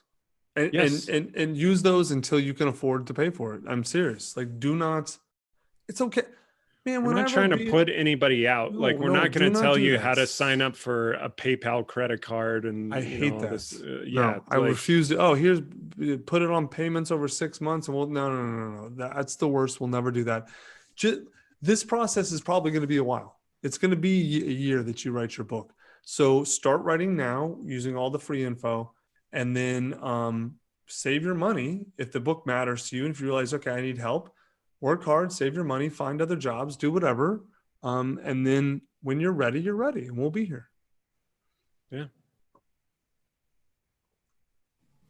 Sandra had a similar question. I'd love to sign up for Writer's Room, but being a teacher, I'm usually overwhelmed with things to do, not sure if I'll be able to keep up.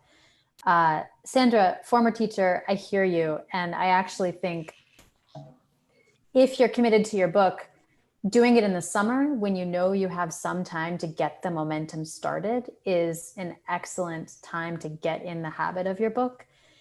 And from there, once the school year starts, it really is a matter of making this a priority in your life and committing to spending the time on it. And if you don't want to do that, then no, I'd say it's probably not the right option for you yet. But if you are committed, then, we have the weekly support and we'll be there for you. Right. Like it is only a win for everybody if you're ready, if you can afford it, if this is something you value, if this is something that you really care about. It doesn't help anybody, us or you, if you don't check all those boxes. Yep. Tom just asked, I plan to write several books containing 40 years of dreams sprinkled with a bit of memoir. And he goes on about what the dreams are going to have. Is this something you would help me with, or would you prefer to pass? Look, it will help you with any book you show up with. I'm just going to tell you, no one's going to read a book of dreams, and I'm not sure it's going to help you work through any issues or grow. I could be wrong. I mean, straight up, I read 50 Shades of Grey when it was hardly known, and I'm like, this is a terrible book, no one's going to read this. I was wrong. Yeah, I was quite wrong. So I mean, guys, like, And he may be, if he's writing about dreams, he may be writing it just for himself to work through his inner. right. If you are, that's cool. So our job is not to tell you your book is right or wrong.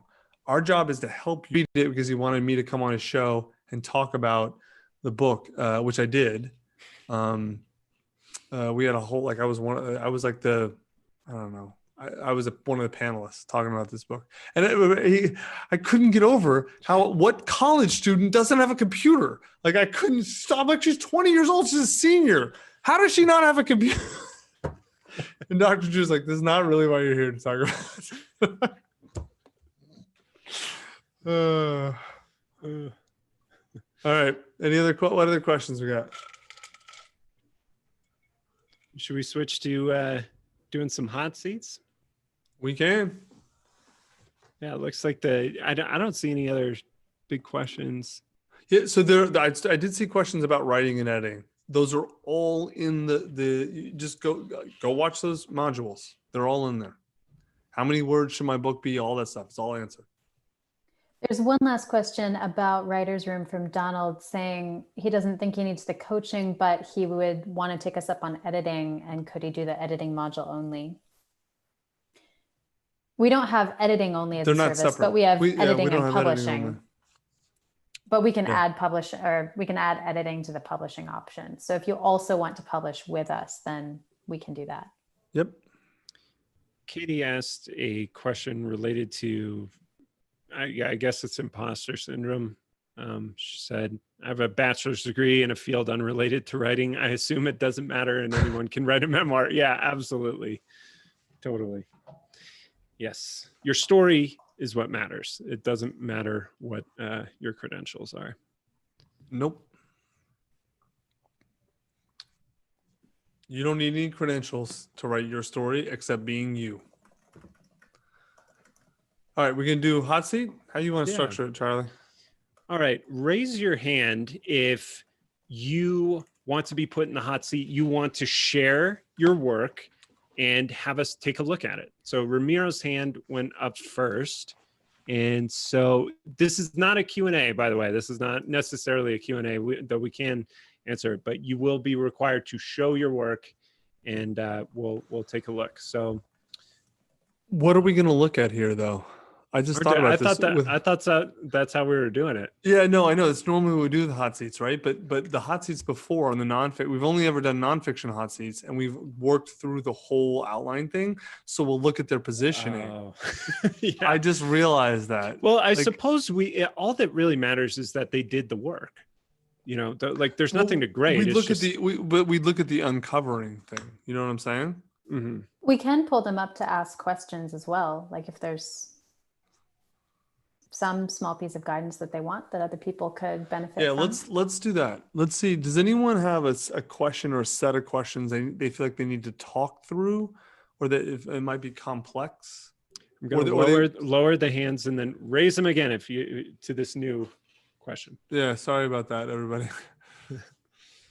All right, so Marianne, we'll bring you on. Can you hear us, Marianne? Yes. Hey. Can you hear me? Yes. Yes. Oh, okay. I've been kind of in the vomit stage. Writing about. Can you still hear me? Yes, we got you. Mm-hmm. Oh, okay. I'm writing about something that I guess would be partially memoir, but it's focused on a particular area of my life. I'm working with nonverbal people with autism. I don't really want to share the rest of my life. It's just more or less I want to share my experiences through that process. That's great. I've written online articles already giving my opinion, but I don't think anyone really understands how I developed that opinion. And it's kind of an off the wall, not readily acceptable narrative. So I don't know if you have any suggestions about that. I guess my outcome would be for people to start taking this viewpoint somewhat seriously and maybe investigating it and, getting a think tank or something around it. Okay, so how's that a memoir? It sounds like an interesting book. How's that a memoir, though?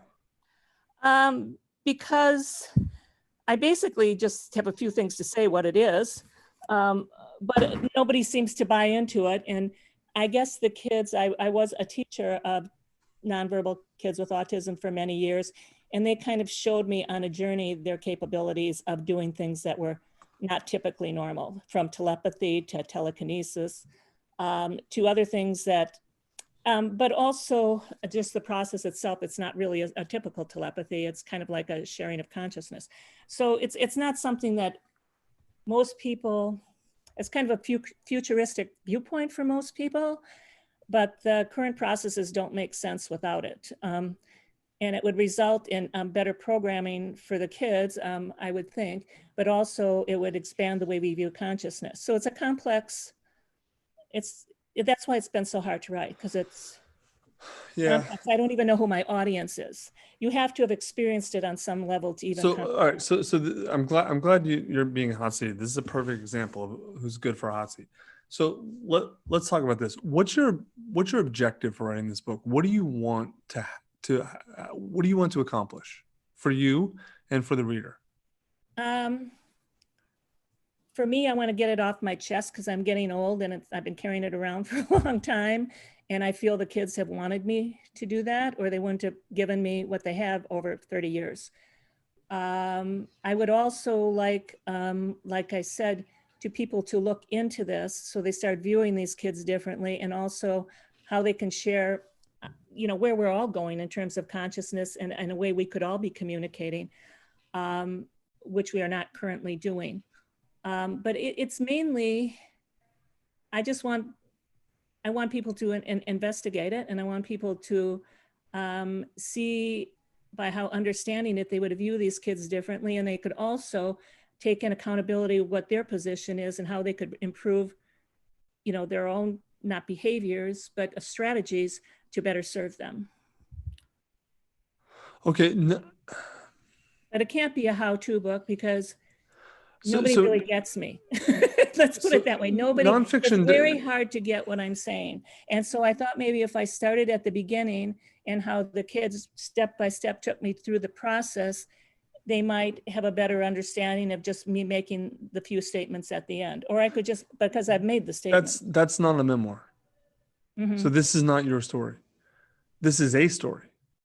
Mm-hmm. This is not your story. So this is like, this reminds me of Life for Me Ain't Been No Crystal Staircase, which is like, there's a whole series of books that it doesn't matter. Or Temple Grandin also.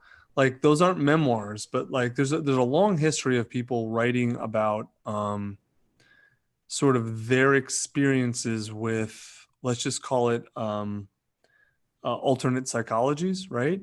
Yeah. And what they were like. Mm-hmm. That's not a memoir. This is not, no, this is not. And I would not approach it that way, especially because look, your objectives are to reach a certain group of people and influence them in a specific way. That's a nonfiction book, right? It's not a how-to. There's lots and lots of different types of nonfiction. This is much more, I would call this like a sort of an argument advocacy, right? Which is sort of your basic point is there's a different reality that exists that people aren't seeing. Yeah. And so you're going to try and present that reality to people. Yeah. I mean, that's probably 20% of the books in my shelves, right? Mm-hmm. There's a long history of those. That's a core type of nonfiction book. This isn't about you. This is about the kids you're talking about, which is great. It's fantastic. It's not a memoir at all. Well, it's a little bit about people who serve in my position because they don't. Just because you're telling part of your story in a nonfiction book does not make it a memoir. Okay, but I can still structure it that way that I'm talking about the kids and my interactions with them and how I developed my line of thinking. No, I wouldn't. I would look at this like so we go over this in the nonfiction course. We detail it precisely with templates. Mm-hmm. Probably the way you're going to want to structure this, you've got to start with what you're trying to accomplish and then who you're trying to reach and how you want to influence them. Until those questions are answered, I don't know what the structure is. Okay. But those are the things you've got to get clear on. And I don't know what the answers are, but if you like, Emily posted the link. She can post it again. I would go through the nonfiction course. The videos are there. The templates are there. You need to understand, what are you really trying to accomplish with this book? Who do you have to reach to accomplish that? And why are they going to care? And when you understand that, the structure will probably emerge and it'll probably be very clear. My guess, and I'm guessing, and I'm probably wrong, but I'm guessing the audience for this are the parents of those kids. That's what I was thinking, or the teachers. The parents of neurologically non-typical kids, the type that you deal with. Because if I have a friend with a nonverbal autistic kid. He doesn't know where to start. He doesn't know what to think. And quite frankly, the quote experts seem like they're real fucking lost too. No, they are. I don't know what your position is. I don't know if it's right or wrong, good or bad. I have no idea. But I do know that the parents of those kids tend to be very open to alternate viewpoints because they see that the conventional viewpoint isn't working. Yeah.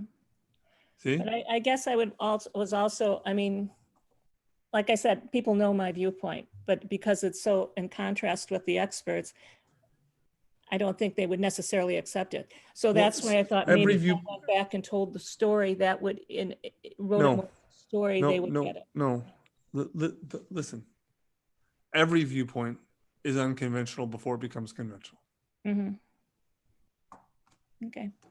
I understand what it feels like to be on the outside and to feel like you have a piece of the truth that other people don't, and no one will listen to you.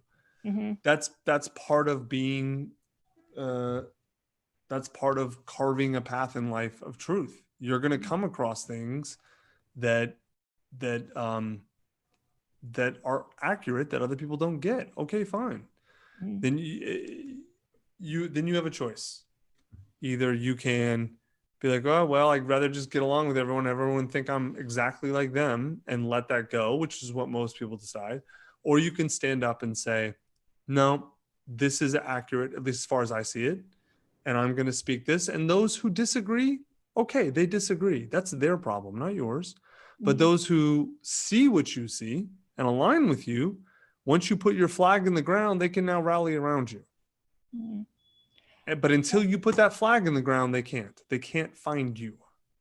Well, I guess, here, I'm sorry, I'm taking too much of your time, but I guess back to the memoir thing, as opposed to the nonfiction thing. I was just thinking that maybe if I wrote in the first person, well, this is how I feel, or this is how I see it, or this is what they taught me, instead of me trying to tell people this is the way it is, might be a better approach than what I've tried in the past. Yeah. I mean, that's what I recommend everyone does with all books, is write from their perspective. Yeah. And then they can make their own decisions rather than acting like, the way I kind of feel like I do know, but I don't think it's working for me to you don't know for sure. What you know is what you've experienced and what you've learned and what you've seen. Yeah. And you can relay all that. None of us, look, unless you're a God, I'm not a God. Unless you're a God and omniscient, you don't know either. And neither do I. I know. Right. Yeah. So we can all any of us can do is just our best and to see things as they are, as clearly as we can see them. And then if we think we have something figured out based on our experiences, it looks like, this works, then we share it with others, right? It's what I'm doing. Like I figured out how to write a nonfiction book. I did really well at it. My process worked. I shared it with others, and here we are. You can do the same in your field. You see? Okay. So I can still use that first person, I think, and use the examples and write it as nonfiction. Yes. A different template. All nonfiction should be written in first person. Oh, okay. Perfect. Yes. Thank you. Mm-hmm. Thank you very much. Mary, of course, happy to help. Okay. That was a fantastic hot seat because that was great. She was very confused, but in a way that was very understandable and very common and very fixable. Yes. Yep. And that she ends up writing that book. That conversation right there just saved her 6 to 12 months at least. Yeah. And potentially if she finishes the book, I don't know what her position is, but if she finishes the book and the position helps families, my goodness. Oh, totally. Yeah, absolutely. A unique book. And totally. All right. I'm going to bring on Ramiro. Ramiro, can you hear us? I hear you. Charlie, Tucker, Emily, thank you so much for this training. It's great. And what I discovered during this is first, and this is part of my question and the confusion. So I initially wanted to write my book to position myself as tell your story, right?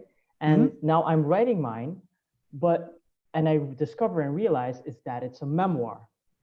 So my book will be, the concept is, well, first it's a memoir, but at the same time, do you think I can still use a memoir to position for business in telling people to write their story? Is that a confusing question? Yeah, it is a little A bit. little bit. Could you explain what your book is about? Okay, my book is about the people who have influenced me and shaped me to who I have become. So I'm doing 12 chapters, one person per chapter. That's what I'm thinking of structuring right now. And I started writing the first chapter on my dad. So during today, I discovered it's really a memoir what I'm writing, and to leave out the how-to thanks to your answers and guidance and training. I got to be honest, I'm not sure that's a memoir. You're writing It's about not 12. a memoir. Right. So all Okay. right. So walk me through. You're writing about 12 people who've influenced you. So the And how they've relationship influenced you? I have had with those people and the beliefs that came from those. Okay. Why? I'm not saying you shouldn't, but why are you writing this? To show who I am and how I've become that way up till now. That But that's not up to the influence of other people, right? No, That's it's not. You Right. and your journey. So okay. So my answer to the last question, how I came to be the person I am today, through the people who have influenced me the most. Okay, but so why are you writing that? What do you want to get out of this? To get clarity, release, and relief on those relationships, and to also close that chapter and then move on forward. To kind of write my own history, put it aside, and move forward. So why don't you write your story instead of about 12 relationships, which I'm sure those would be in the story, but why not write it as your story?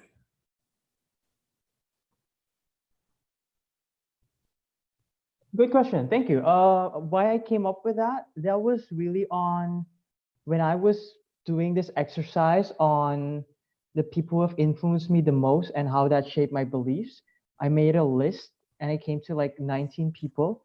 And that's why I think I came up with this idea. It doesn't have to be structured that way. So I'm hearing what you're saying. So why not just do my story and then use the relationships, the experiences, the interactions in that story? Yeah. All right, cool. I mean, I'm It open to gives you- listening, right? I'm open to listening to other reasons, but it just seems, this seems like if you want to tell your story, the real only way to do it is tell your story, unless there's some other reason to tell it through the lens of 12 other people who influenced you. I don't understand that. It's not talking it. It's not through their lens. It's still my point of view, my lens, but in relation to that person. Yeah. See, I think this is one of those things we talked about earlier. A lot of people don't feel valid telling their own story, so they come up with constructions and ways to be like, "Oh, here's a way of telling my story that's not telling my story." No, like, I mean, you can do this. Don't get me wrong. You can write this book. There's nothing illegal or immoral or even, you're not breaking any book rules. It just, Right. like, if you want to tell your story, just tell your story. From what I hear, it sounds like you're trying to talk about, these are the beliefs that I have. These are how I came to those beliefs, but you're placing it on like, these individuals outside of me were responsible for this. Is that accurate, Ramiro? Yeah, you could say it like that. Yes. No, you choose your own actions and you choose your own beliefs. Okay. You may have beliefs because other people, like you may think, I believe this about memoir writing because Tucker said it and I found it to be persuasive, right? Or, or I tried it and it made sense, or whatever you want to say, right? Like there's plenty of things I think because I heard someone else say them, I thought through them, applied them to my experiences and realized, okay, I find that belief to be true, but this is almost a way of abdicating responsibility for your own life and your own story. And I'm saying you're doing that on purpose, but like writing a memoir is the ultimate act of taking ownership of yourself. And it seems like you're trying to write a memoir, but not take ownership. Oh, well, these 12 people. I mean, shit, I've had a lot of people influence me too, but this is my life, not theirs. Yeah, even if you're honoring those people and you feel like you're doing them a service, like this exercise of writing a memoir is really about you. Yeah, and you can honor them still. You can say, my dad taught me lesson X, and I'm really glad he did, and I thank him for it as part of your story. Is that clear, Ramiro? Is that making sense? Yes, it is. But and now I have a whole bunch of questions to just go through the whole exercise we did today again, in terms of theme, and what my story is about, which part of my story will I tell, etc., etc. So it does clear things up, and having that whole structure, I'd have to just do the whole exercise again and fill it out again. Do it again. It is worth it. It's worth it, man. It's way worth it in the early phases than to write the wrong book. Yep. Yeah. Thank you. You got it. All right. Thank you, man. Thank you, Ramiro. All right. So we kind of went way over what we told people we're going to, but it's all right. People dropped off. I think we are done. All right. Cool. So everyone who, thank you. If you came this long, super happy to help. And if you join Writer's Room, we will see you in there. If you don't, I still want to hear from you, especially if you're writing your book or if you finish. I would love to hear about it. That's why we do this. All right. And Ramiro and Mary, we're sending them swag, right? We need your emails. No, I think we should only send one of them swag, not both. And they should fight for it. No. We're sending it to a PO box that is equidistant between where you two live. Whoever gets there first right. gets it. Yes. Send how do you want them to? Who should they email? Put it in the Q&A, and I'll get your emails off of the Q&A. They can also send you the private. They can send it private to you. Oh yeah, yeah. It's a panel's attendees, or I can just say Emily. Yeah, there's like 30 Chris Pipers in here. Ramiro, I got yours. Thank you. Mary, if you're still on, set your chat function to all panelists and then send us your email. Lauren, I want to see the fight so I can write about it. That's not your truth, Lauren. All right. And on that, we will see you guys. Thank you so much. You want me to leave this on, Charlie? Or yeah, leave it on if they want to chat. You're in charge. You've got it. Oh yeah. I'll put some music on, kind of play us out. But thank you guys so much. It has been a delight, per usual, to do these workshops. You guys were great. And so I'm gonna share my screen here and play us out.